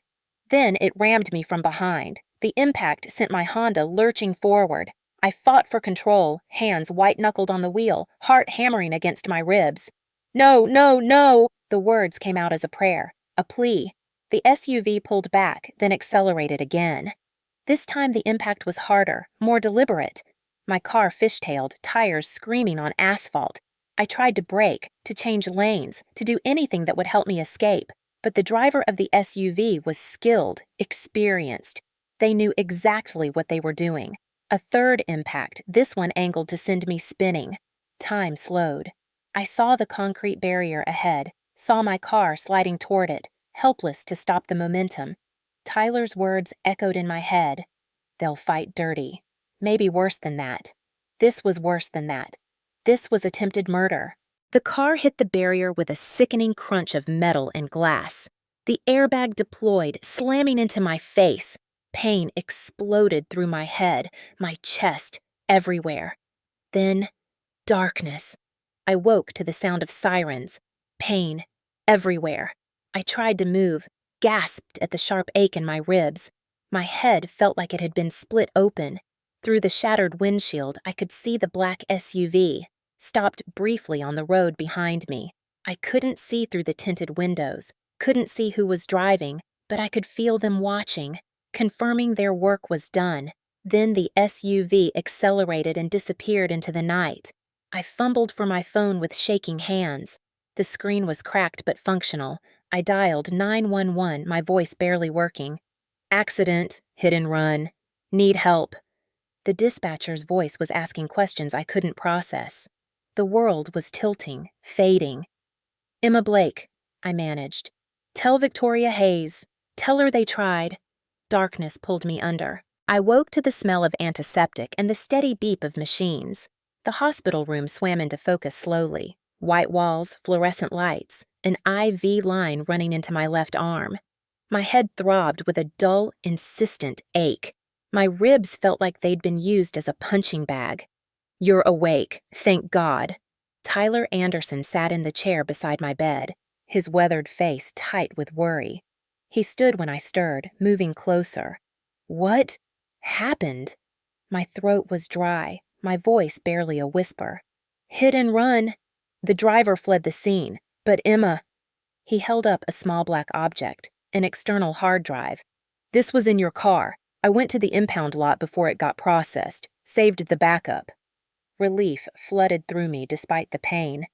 If I'd lost that... How long have I been here? 18 hours, concussion, bruised ribs, some cuts from the glass. You got lucky. The doctors say you can leave tomorrow if someone stays with you. The door opened. Detective Laura Grant entered. A woman in her early 40s with sharp eyes and an air of barely contained frustration. She'd been the one Victoria had recommended when I'd first reported the surveillance. Ms. Blake, glad to see you conscious. She pulled up a chair. We pulled traffic cam footage from near the accident site. Black SUV, license plate deliberately obscured, ramming your vehicle repeatedly before fleeing the scene. She showed me grainy photos on her tablet. The SUV was clear enough, but the driver remained invisible behind tinted windows. This wasn't an accident, Grant said flatly. This was attempted vehicular homicide, and based on your conservatorship case and what you've told me about Blake Construction, I'm guessing we know who's behind it. Can you prove it? My voice was stronger now, anger burning through the fog of pain medication. Not yet, but I'm building a case. Her expression hardened. Emma, you need protection. These people are playing for keeps. Before I could respond, Victoria Hayes swept into the room, her usual composure crackling with barely controlled fury. I'm moving the hearing up, she announced without preamble. We file an emergency motion today. The longer we wait, the more danger you're in. Tyler shook his head. We're not ready. We still need... We're as ready as we're going to be, Victoria cut him off. Emma almost died last night. We can't wait for perfect. We go to war now, or we might not get another chance. I looked between them, my body broken but my resolve hardening like steel in a forge. How long until the hearing? Victoria met my eyes. If the judge grants the emergency motion, 10 days. Then we have 10 days to finish building our case. I tried to sit up. gasped at the pain in my ribs. And 10 days for them to finish trying to kill me. Let's make sure we move faster than they do, Victoria said. 2 days later, I was discharged into Rebecca Sullivan's care.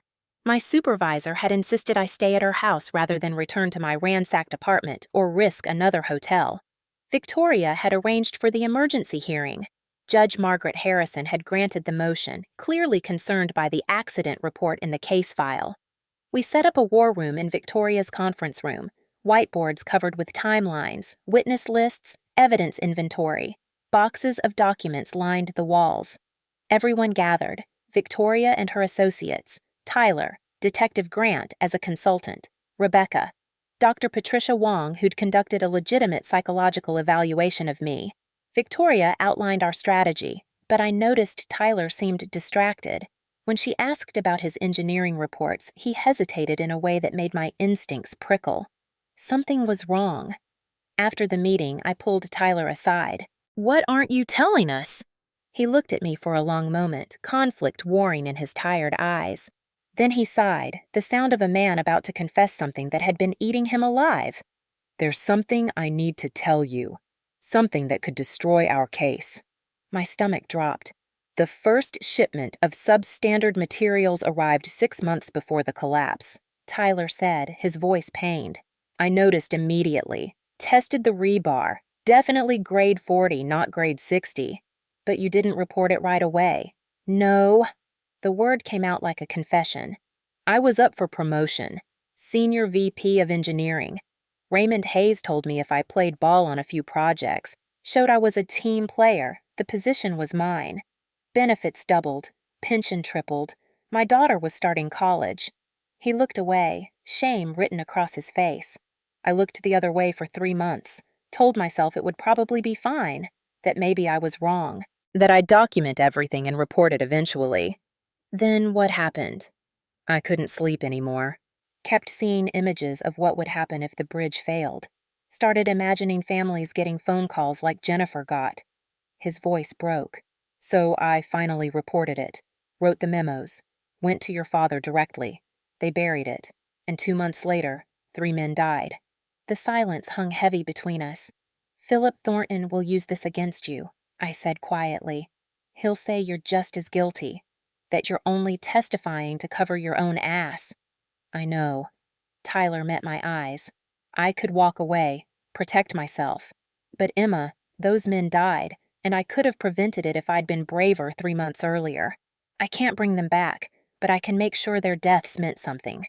I thought about what Victoria had said about imperfect allies, about human weakness making testimony more credible, not less. Then we prepare for them to use it against you, I said. And we turn your honesty into strength. But I saw the crack in our armor, and I knew this was the first real moment I thought, we might actually lose. The next evening, Rebecca's doorbell rang at 7:30. I checked the security camera feed on my phone and froze. Catherine Blake stood on the doorstep, alone, looking smaller and less polished than I'd ever seen her. No designer outfit, no pearls. Just a woman who looked like she'd aged 10 years in 2 weeks. Rebecca looked at me questioningly. Your call. You don't have to let her in. But curiosity won out over caution. I needed to know what she wanted. Catherine stepped inside like she was entering hostile territory. Careful, uncertain, stripped of her usual confidence. I'm not here to defend your father, she said before I could speak. I'm here to warn you. She pulled out a folder and handed it to me. Inside were bank statements, transfer records, account summaries. Richard has been stealing from you and Claire. Your trust funds, the ones my parents set up when they died. He's been draining them for years to cover Blake construction losses. I stared at the numbers. My trust fund should have held $2.4 million. Current balance, $347,000. He did the same to Claire's, Catherine continued. The company's collapsing, Emma. This conservatorship, he needs access to your assets to keep Blake Construction afloat long enough to sell it before everything crashes. Why are you telling me this? Catherine's composure cracked slightly. Because I'm tired. Tired of pretending. Tired of protecting him. Tired of watching him destroy everyone, including our daughters. For 30 years, I played my role. Perfect wife, perfect mother, smiled while he destroyed lives. Her voice hardened. But watching him file that petition against you, my daughter, that was the line I can't cross. What do you want from me? I want to testify against him. She pulled out more documents. I have financial records he doesn't know I copied, emails, evidence he knew about Riverside months before the collapse. But, and here her voice wavered, I need protection. If I testify, he'll destroy me financially. I'll have nothing. I saw it clearly then. This wasn't a moral awakening. This was Catherine calculating her survival, a rat leaving a sinking ship. You're not doing this for me. You're doing it to save yourself. She didn't deny it. Does it matter? My evidence helps you. You want to win, don't you? I thought about Tyler, about accepting imperfect allies. But I also thought about all the years Catherine had enabled my father's cruelty, had chosen comfort over conscience. If you testify to everything, I said, my voice hard. No holding back to protect yourself. And Mother, I met her eyes. If you're playing both sides, if this is a trap, I will destroy you along with him. Are we clear? Something shifted in Catherine's expression. She was seeing someone she'd underestimated for 29 years. We're clear. The betrayal came 3 days before the scheduled hearing. I was at Victoria's office for a late strategy session when I noticed Stephen Hayes, one of Victoria's associates, texting constantly. Young, ambitious, he'd been with the firm for 3 years and had been assigned to help with my case. He excused himself again. Sorry, family emergency. Need to take this. Something in his tone felt off. I followed him into the hallway, staying back far enough that he wouldn't notice. Stephen stood by the elevators, phone to his ear, voice low but audible. Yes, I have the witness list. Tyler Anderson's weak spot is the delay in reporting. Hit him hard on that. Jennifer Murphy's testimony is purely emotional, no hard evidence. Emma's psych evaluation is scheduled for tomorrow at 2 p.m. with Dr. Wong. My blood turned to ice. The hard drive will be presented as item 7 in the asset inventory. They're planning to surprise you with it. A pause. Payment in my account by Friday or I walk, Philip. Philip Thornton, my father's lawyer. Stephen Hayes was selling our strategy to the enemy. I pulled out my phone and started recording, capturing the next minute of conversation where Stephen laid out our entire case plan in exchange for money. When he hung up, I walked back to the conference room and pulled Victoria aside. We have a problem. I showed her the recording. Victoria's face went from shock to fury to cold calculation in seconds. That son of a bitch, she whispered. 3 years I've trusted him. What do? Fire him now, they'll know we found out. They might change their strategy. Victoria thought for a moment. No, we feed him false information. Use him as a weapon. Over the next hour, we carefully reconstructed our strategy. The real plan, kept from Stephen, included Catherine as a surprise witness, Detective Grant presenting evidence of the hit-and-run investigation, and the fact that I had additional backup evidence Stephen didn't know about. The fake plan we fed Stephen painted a much weaker case. Emma's evaluation as a soft spot, Tyler testifying first, when actually Jennifer would open, the hard drive as item 3 instead of item 7. Victoria called Stephen back in. I need you to finalize the witness list. She handed him the false information. Stephen nodded eagerly. I'll get this filed tomorrow. After he left, Victoria's smile was razor sharp. He'll run straight to Philip with this. They'll prepare for the wrong fight. But the betrayal stung more than I wanted to admit. If we couldn't trust Victoria's own associate, who could we trust? The courthouse hearing was supposed to be routine, a pretrial conference to review evidence and procedures. It became a disaster. Judge Harrison presided, reviewing our witness disclosures and evidence lists. Everything was proceeding normally until Philip Thornton stood. Your Honor, I have new evidence that came to light just yesterday, evidence that fundamentally changes these proceedings. Victoria tensed beside me. Your Honor, we've had full discovery. There should be no new evidence. This came to our attention only yesterday, Philip said smoothly. We felt obligated to bring it to the court immediately. He handed documents to the judge and copies to Victoria. I watched Victoria's face pale as she read. The document was a psychiatric evaluation dated 6 months ago, allegedly from Dr. Robert Morrison, a Portland psychiatrist. It claimed I'd been hospitalized following a suicide attempt. The report included hospital admission records, detailed notes about my suicidal ideation and inability to cope, and a recommendation for immediate intervention.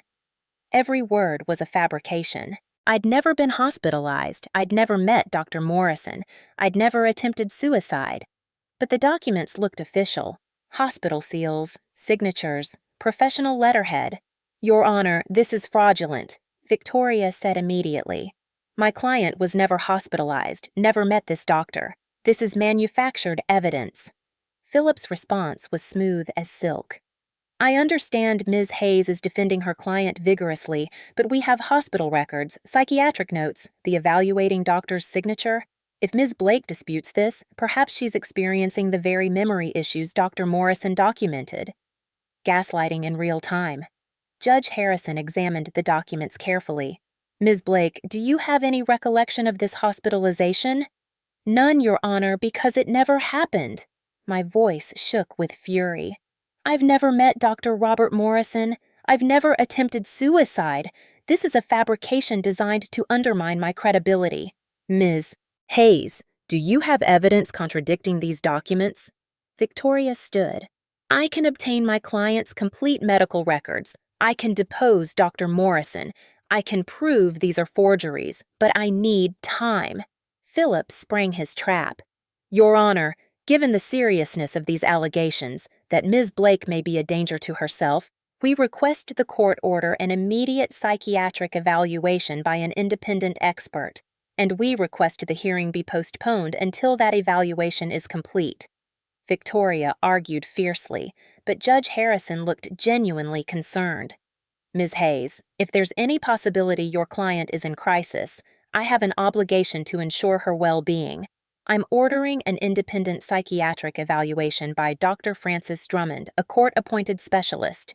"Your Honor, my decision is made. The hearing is postponed 2 weeks to allow for comprehensive evaluation." The gavel struck. We'd lost our momentum. 2 more weeks for my father to hunt me, to pressure witnesses, to destroy evidence. Outside the courthouse, I could barely breathe. "They're burying us in process," I said. "Even if I prove the records are fake, the delay gives them time to—" "We adapt," Victoria cut in. "We survive 2 weeks. We pass the evaluation. We come back stronger." But I could see the worry in her eyes. Detective Grant approached. "I checked hospitals. No record of Emma being admitted. Dr. Morrison exists but has no record of treating her. This is fraud." "Can you prove it in 2 weeks?" Victoria asked. Grant's expression was grim. "I can try."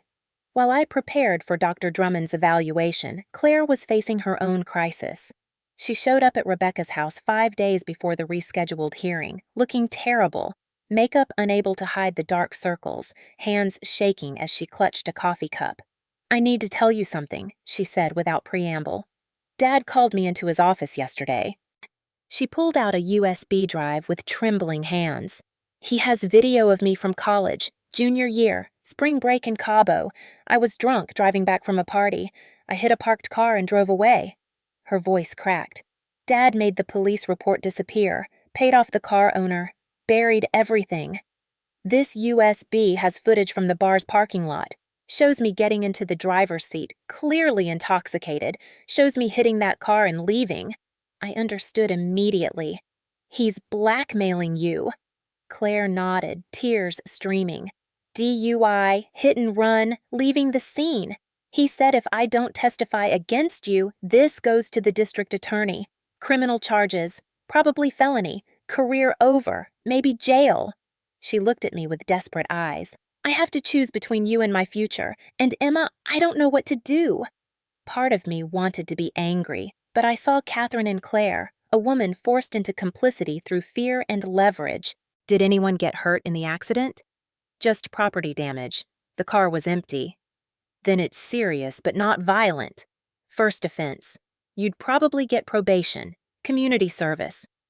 Or I could testify like Dad wants and keep my life. I took Claire's hands. What life? One where you're his puppet forever? Where he controls you through fear? I squeezed gently. Claire, I walked away 4 years ago with nothing. It was terrifying. It was the best thing I ever did. You're stronger than you think. Even if I testify against you? My heart broke. Even then, because I know you're a victim too. Claire left without committing either way. I didn't know what my sister would do, and that uncertainty terrified me more than my father's lawyers ever could. Dr. Francis Drummond was everything a court-appointed psychiatrist should be: thorough, neutral, impossible to read. Over 5 sessions spanning a week, he dissected my life, my choices, my motivations. Why do you think your parents filed this petition? Because I have evidence of criminal fraud that could send my father to prison. Do you believe there's a conspiracy against you? I don't believe in conspiracies without evidence, doctor. I have evidence. I showed him the hard drive contents, the police reports about the hit and run, Tyler's testimony, Jennifer's story. I walked the impossible line between telling the truth about my father's corruption and not sounding paranoid. Each session left me emotionally exhausted, dissected, analyzed, wondering how I was coming across to this man who held my freedom in his hands. The night before his report was due, I sat in Rebecca's guest room, staring at photos of Daniel Murphy that Jennifer had given me. A man who knew the bridge was unsafe, who tried to warn people, who died because he was ignored. My phone buzzed. Unknown number. They're planning something bigger, not just postponement. Be careful. A friend. I stared at the message. Another anonymous tip? Or another trap? The paranoia was overwhelming. I couldn't trust anyone, couldn't tell what was real. My own sister might testify against me. My father might try to kill me again. The evaluation might declare me incompetent despite all evidence to the contrary. For a moment, just a moment, I considered giving up, taking a settlement, disappearing, staying alive. Then I looked at Daniel Murphy's face again, at the man who'd tried to speak up and been silenced forever. I wasn't giving up.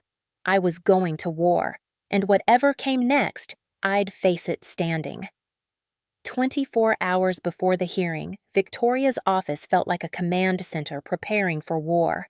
Dr. Drummond's report had arrived that morning. Victoria read it twice before looking up at me, and for the first time since I'd met her, I saw her smile. He found you completely competent. The relief that flooded through me was so intense I had to sit down. Victoria read key passages aloud. No evidence of mental illness or cognitive impairment. The alleged suicide attempt appears to be fabricated documentation. Ms. Blake demonstrates exceptional psychological resilience, fully capable of managing her own affairs. But there was more. Dr. Drummond had noted in his report that the fraudulent psychiatric records constituted potential criminal fraud and should be investigated by authorities, another blow to Richard's credibility.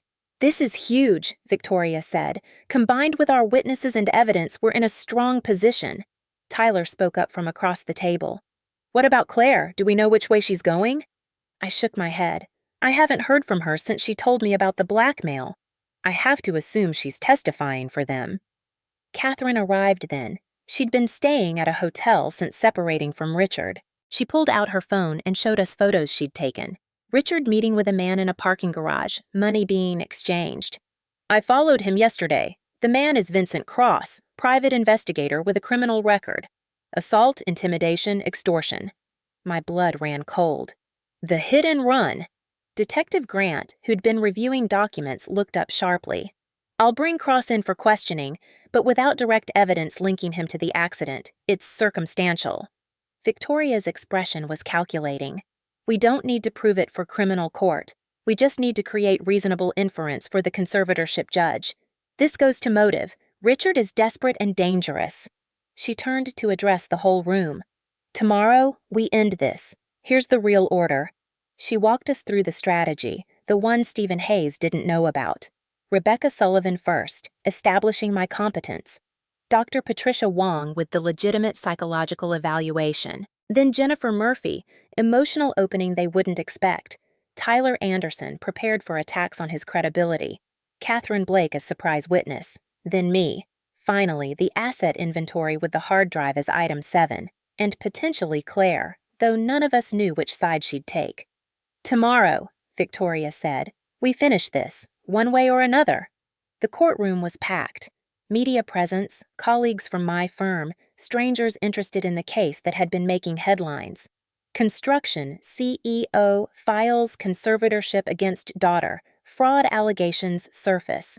Richard and Catherine sat on opposite sides of the petitioner's table, the gulf between them obvious. Philip Thornton looked confident despite the setbacks, clearly believing Stephen's false information had given them the winning strategy. Claire sat in the gallery. Our eyes met. Her face was unreadable. Judge Harrison entered. "All rise." The hearing began. Philip called his first witness. Dr. Robert Morrison, the psychiatrist whose name had been on the fabricated records. But Dr. Morrison's testimony destroyed Philip's case before it began. "Your Honor, I need to clarify something immediately. I never evaluated Ms. Blake. I never wrote that report. I never authorized use of my name on those documents." His voice was firm, angry. "Someone committed fraud using my credentials, and I want to know who." The courtroom erupted. Philip tried to recover.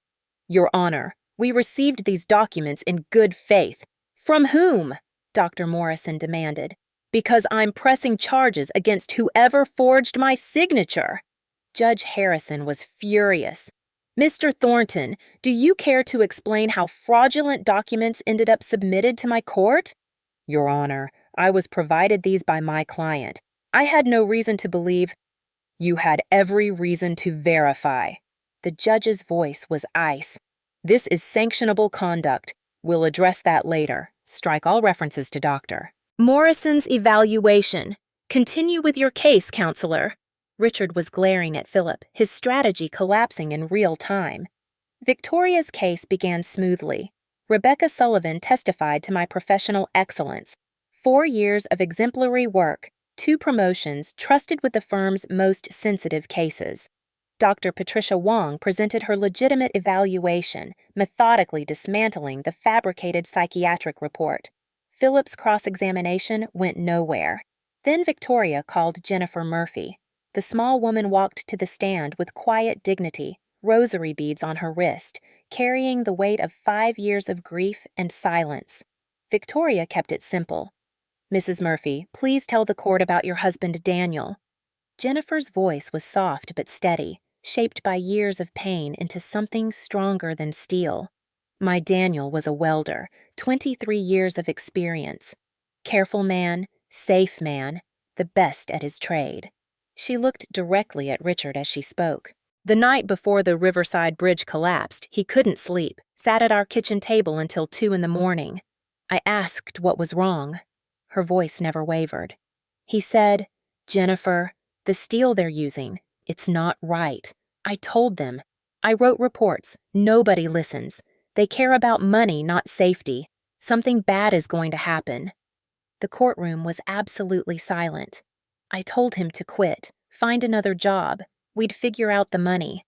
A tear rolled down her cheek, but her voice stayed strong. He said we needed the insurance, the pension, that he'd try one more time to make them listen.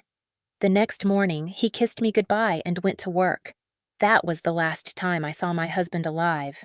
She described the phone call, the hospital, the funeral Blake Construction paid for, then the lawyers arriving with their offer. $50,000 to sign a paper saying I'd never talk about what happened. I was scared, alone, mortgage behind. They gave me 3 days to decide. Take the money or get nothing. Jennifer looked at the judge. I signed. For 5 years, I've hated myself for it. They bought my silence for the price of a used car.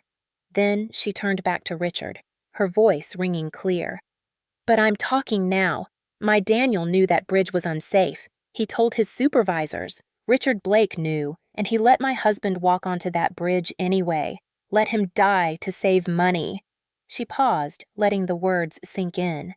"That's not an accident. That's murder. Philip's cross-examination was vicious, but it backfired. Every attack on Jennifer made her more sympathetic, made Richard look more like the monster he was. When Jennifer stepped down, I saw several people in the gallery wiping their eyes. Tyler took the stand, and Victoria walked him through the material substitutions, the ignored warnings, the systematic fraud. Then she addressed what Philip would use against him. Mr. Anderson, when did you first notice the materials discrepancies? 6 months before the collapse. And when did you first report them? Tyler took a breath. 3 months before the collapse. I could feel Philip's satisfaction from across the room. Why the delay? I was scared. Tyler's voice was quiet but honest. I was up for promotion. The CFO told me if I played ball, the job was mine. Benefits doubled, pension tripled. My daughter was starting college. I told myself it would probably be fine, that maybe I was wrong. He looked at the judge. Then I couldn't sleep. Kept imagining what would happen if the bridge failed. Kept seeing families getting phone calls. So I finally reported it, wrote formal memos, went directly to Richard Blake. His eyes found Richard. He told me to mind my own business. 2 weeks later, I was fired. When the bridge collapsed, I was on it. I fell 20 feet, broke my leg, cracked ribs, got burned by electrical cables. I survived. His voice broke. 3 men didn't. 3 men who were standing 5 feet away from me. I carry that guilt every day. I should have reported it sooner. I should have been braver. I failed those men. The courtroom was silent. But I can't change the past. I can only tell the truth now, even if it makes me look bad, even if it destroys what's left of my reputation. He straightened. Richard Blake knew that bridge was unsafe. He knew workers would die if it failed, and he chose profit over their lives. Philip's cross was brutal. You're just as guilty as my client, aren't you? You admitted you delayed reporting the very problems you now claim were life-threatening. Yes, Tyler said simply. I am guilty. I was complicit for 3 months. So this is about covering your own guilt. No. Tyler's voice was firm. I'm guilty of being weak. Your client is guilty of being corrupt. There's a difference. The honesty was devastating. Philip had no effective counter. Victoria rested the respondent's case. I thought we were done. Then the courtroom door opened. Claire Blake walked in. She didn't look at me. Didn't look at Richard, just walked straight to the front. Your Honor, she said, I'd like to testify. Judge Harrison looked surprised. On behalf of petitioners or respondent? Claire paused. Then, on behalf of the petitioners. My world shattered. She'd chosen self-preservation after all. Philip practically glowed. We call Claire Blake. Claire was sworn in. Philip began his questioning. Ms. Blake, you're the respondent's younger sister? Yes. You've known Emma your entire life. Please describe her behavior over the past 4 years. Claire took a deep breath. Emma left our family 4 years ago. Walked away from everything. Money, connections, security. I didn't understand why at the time. Did she seem unstable? I thought so then. Claire's voice changed. Now I understand she was the only sane one in the family. Philip's smile faltered. I'm sorry, what? Claire turned to Judge Harrison. Your Honor, I need to clarify something. I'm testifying for the petitioners because my father blackmailed me into doing so. I think the court should know that. The courtroom exploded. Richard half stood. Claire, what are you— Mr. Blake, sit down. Judge Harrison's gavel cracked like a gunshot. Ms. Blake, continue. Claire pulled a small digital recorder from her pocket. 3 days ago, my father called me into his office. He showed me video of an accident I was involved in during college, a hit-and-run I committed while intoxicated. He threatened to turn it over to police unless I testified against Emma. She pressed play. Richard's voice filled the courtroom. This goes to the district attorney. You're looking at DUI, hit-and-run, leaving the scene. You're going to testify. You're going to tell the judge that Emma has always been unstable. Protect yourself, Claire, or protect Emma. But you can't protect both. The recording continued. Threats, manipulation, Richard's cold calculation. Claire stopped it. I'm wearing a wire right now, Your Honor. Detective Grant is recording this testimony. My father believed he could control me through fear and blackmail. She looked at Richard. He was wrong. I choose Emma, I choose the truth, and I choose freedom. Richard exploded. You ungrateful, after everything I've done for you. Mr. Blake, one more word and you'll be removed. But Richard couldn't stop. I built this family. I gave you everything, and this is how you repay me? Philip was desperately trying to salvage something. Your Honor, this testimony is clearly biased. Motion denied. Ms. Blake has directly demonstrated the petitioner's willingness to manipulate legal proceedings through coercion. Continue. Claire turned back to the judge. My father filed this conservatorship for one reason, to seize Emma's evidence before she could expose his crimes. The company is collapsing. He's been draining our trust funds to cover losses, Emma's savings, her apartment. He doesn't want to protect them. He wants to steal them. She looked at me finally, tears streaming. I'm sorry I didn't do this 4 years ago. I'm sorry I chose comfort over courage, but I'm done being his puppet. Victoria had no questions. Philip had none either. Every question would make it worse. Claire stepped down and walked to sit behind me in the gallery. Our eyes met. I mouthed, I love you. She mouthed back, I'm sorry. Catherine testified next, presenting the financial evidence of Richard's theft, the emails showing he knew about Riverside months before the collapse, 30 years of complicity ending in this single act of testimony. Then I took the stand, composed, professional, demonstrating the competence everyone had claimed I lacked. Finally, the moment I'd been waiting for. Bailiff, please read the respondent's asset inventory into the record. The bailiff began. Item 1, savings account, First Portland Credit Union. Balance $43,217. Items 2 through 6 passed normally. Richard was starting to relax. Item 7. The bailiff frowned, reading ahead. External hard drive, Western Digital, 2 terabytes. Contents, financial records, internal communications, and project documentation from Blake Construction, dated 2019 through 2021. The silence was absolute. Then Richard exploded upward. That's stolen property. She stole confidential company documents. This is... Mr. Blake, sit down! But Richard was beyond control. I built that company from nothing. I won't let her destroy it with lies. Mr. Blake, you will be silent or removed from this courtroom. Victoria stood. Your Honor, that hard drive contains evidence of financial fraud committed by Blake Construction. Evidence of material substitutions on Riverside Bridge. Evidence connecting directly to the deaths of 3 workers 5 years ago. Judge Harrison's expression transformed. Ms. Hayes, are you saying this proceeding involves potential criminal evidence? Yes, Your Honor, and I believe the petitioners filed this conservatorship specifically to seize and destroy it before it could be used against them. The judge's eyes moved to Richard. Mr. Blake, I think you have some explaining to do.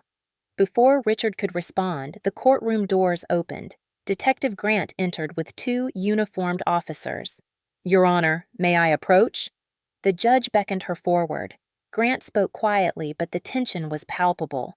Grant turned to face the courtroom. Your Honor, based on testimony heard today and evidence obtained through investigation, I have warrants for the arrest of Richard Blake and Vincent Cross on charges of conspiracy to commit vehicular homicide and witness intimidation. She produced the warrant. This is highly irregular, Philip protested. Arresting my client in the middle of... I have no jurisdiction over criminal matters, Mr. Thornton. Detective, proceed. Grant nodded to the officers. Richard Blake, you're under arrest for conspiracy to commit vehicular homicide, witness intimidation, and obstruction of justice. The officers moved toward Richard, and Richard snapped. He shoved past the officers and ran for the side door. Pure panic, no thought, just animal instinct to escape. The bailiffs reacted instantly. The first one tackled Richard before he made it 5 steps, the second assisting. Richard hit the courthouse floor hard, face pressed into carpet, designer suit wrinkled and scattered. Get off me! Do you know who I am? The authority was gone from his voice. Just a desperate man watching his empire crumble. Officers produced handcuffs. The silver metal clicked around wrists that had signed death warrants disguised as cost-saving measures. Richard struggled, shouted, threatened. No one cared. I stood perfectly still, hands folded, heart calm. This was the moment I'd been waiting 4 years to see. Victoria wasn't finished. She stood, producing another folder. Your Honor, there's one more thing. Riverside Bridge wasn't isolated. Blake Construction is part of a network. 5 CEOs in the construction industry engaged in similar schemes. She showed the judge emails between Richard and 4 other CEOs discussing cost optimizations and managing inspections. Emma's evidence doesn't just implicate her father, it threatens an entire network of corporate fraud. Judge Harrison's face turned to stone. Are you telling me this is industry-wide corruption? Yes, Your Honor. The judge looked at the gallery, noticed 2 men in expensive suits trying to leave quietly. Officers, please ensure Thomas Morrison and David Reynolds remain in the courtroom. The men froze. Judge Harrison restored order with her gavel. Regarding the conservatorship petition, based on evidence presented today, I find no basis whatsoever for this petition. Emma Blake has demonstrated clear competence, professional excellence, and psychological stability. The petition is hereby dismissed with prejudice.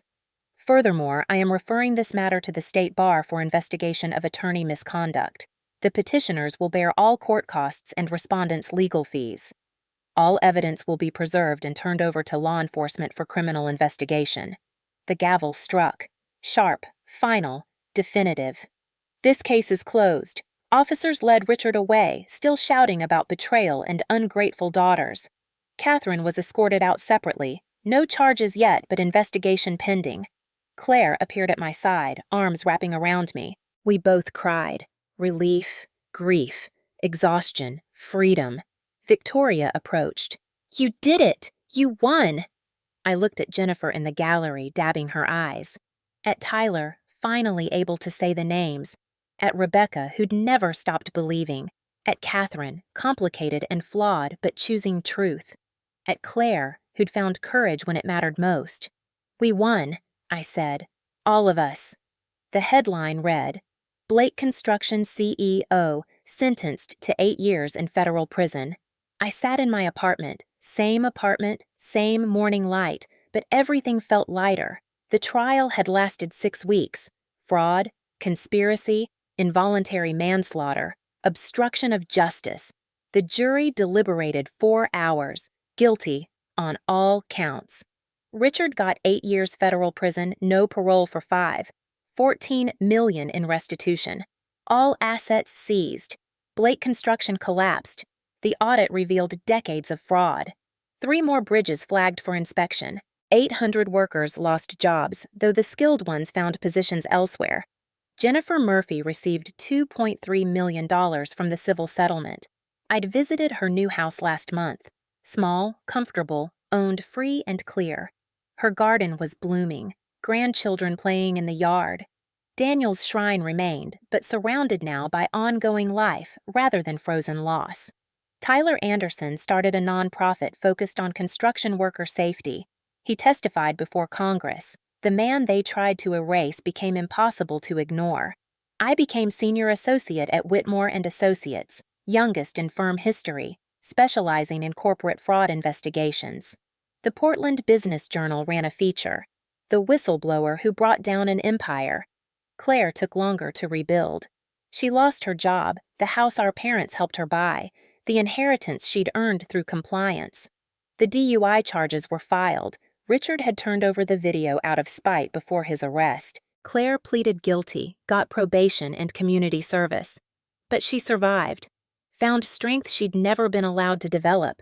She worked as an independent consultant now, dated someone Richard would have rejected, lived in a modest apartment near Jennifer's neighborhood. We met for coffee every other Saturday. We're not the family we were born into, she'd said last week. We're the family we're choosing to become. Catherine moved to California, trying to rebuild away from Portland. She called occasionally, awkward conversations, no real reconciliation. I didn't hate her, didn't love her, just distance. The healthy kind. Last Saturday, I drove out of the city, windows down, October air smelling of fallen leaves and coming rain. I ended up at the lookout point above the Willamette Valley, the place I'd discovered during the hardest weeks. I leaned against my car, watching the city spread below. 4 years ago, I'd left my father's house with a suitcase, a hard drive, and desperate hope. Now I had a career, a home, a sister, a future. People asked if I felt vindicated. The answer was complicated. This wasn't about revenge. This was about truth. About Daniel and James and Ryan deserving their names spoken in courtrooms instead of whispered in settlements. About Jennifer deserving to stop hiding. About Tyler deserving to be heard. About me deserving to stop running. Victory wasn't watching enemies fall. Victory was standing in sunlight after the storm passes. It was building a life they said I couldn't have. It was knowing my worth was never determined by people who refused to see me clearly. My phone buzzed. Text from Victoria. Portland Tribune wants interview about new corporate accountability legislation inspired by your case. Interested? I smiled, typed back. Let me think about it. Put the phone away. Breathed deep. The sun was setting over Portland, casting long shadows that would fade into night. Tomorrow would bring new challenges, new cases, new battles. Tonight, just this moment, just this peace, just freedom. I drove home as city lights blinked on, windows still down, music playing. Finally, truly free.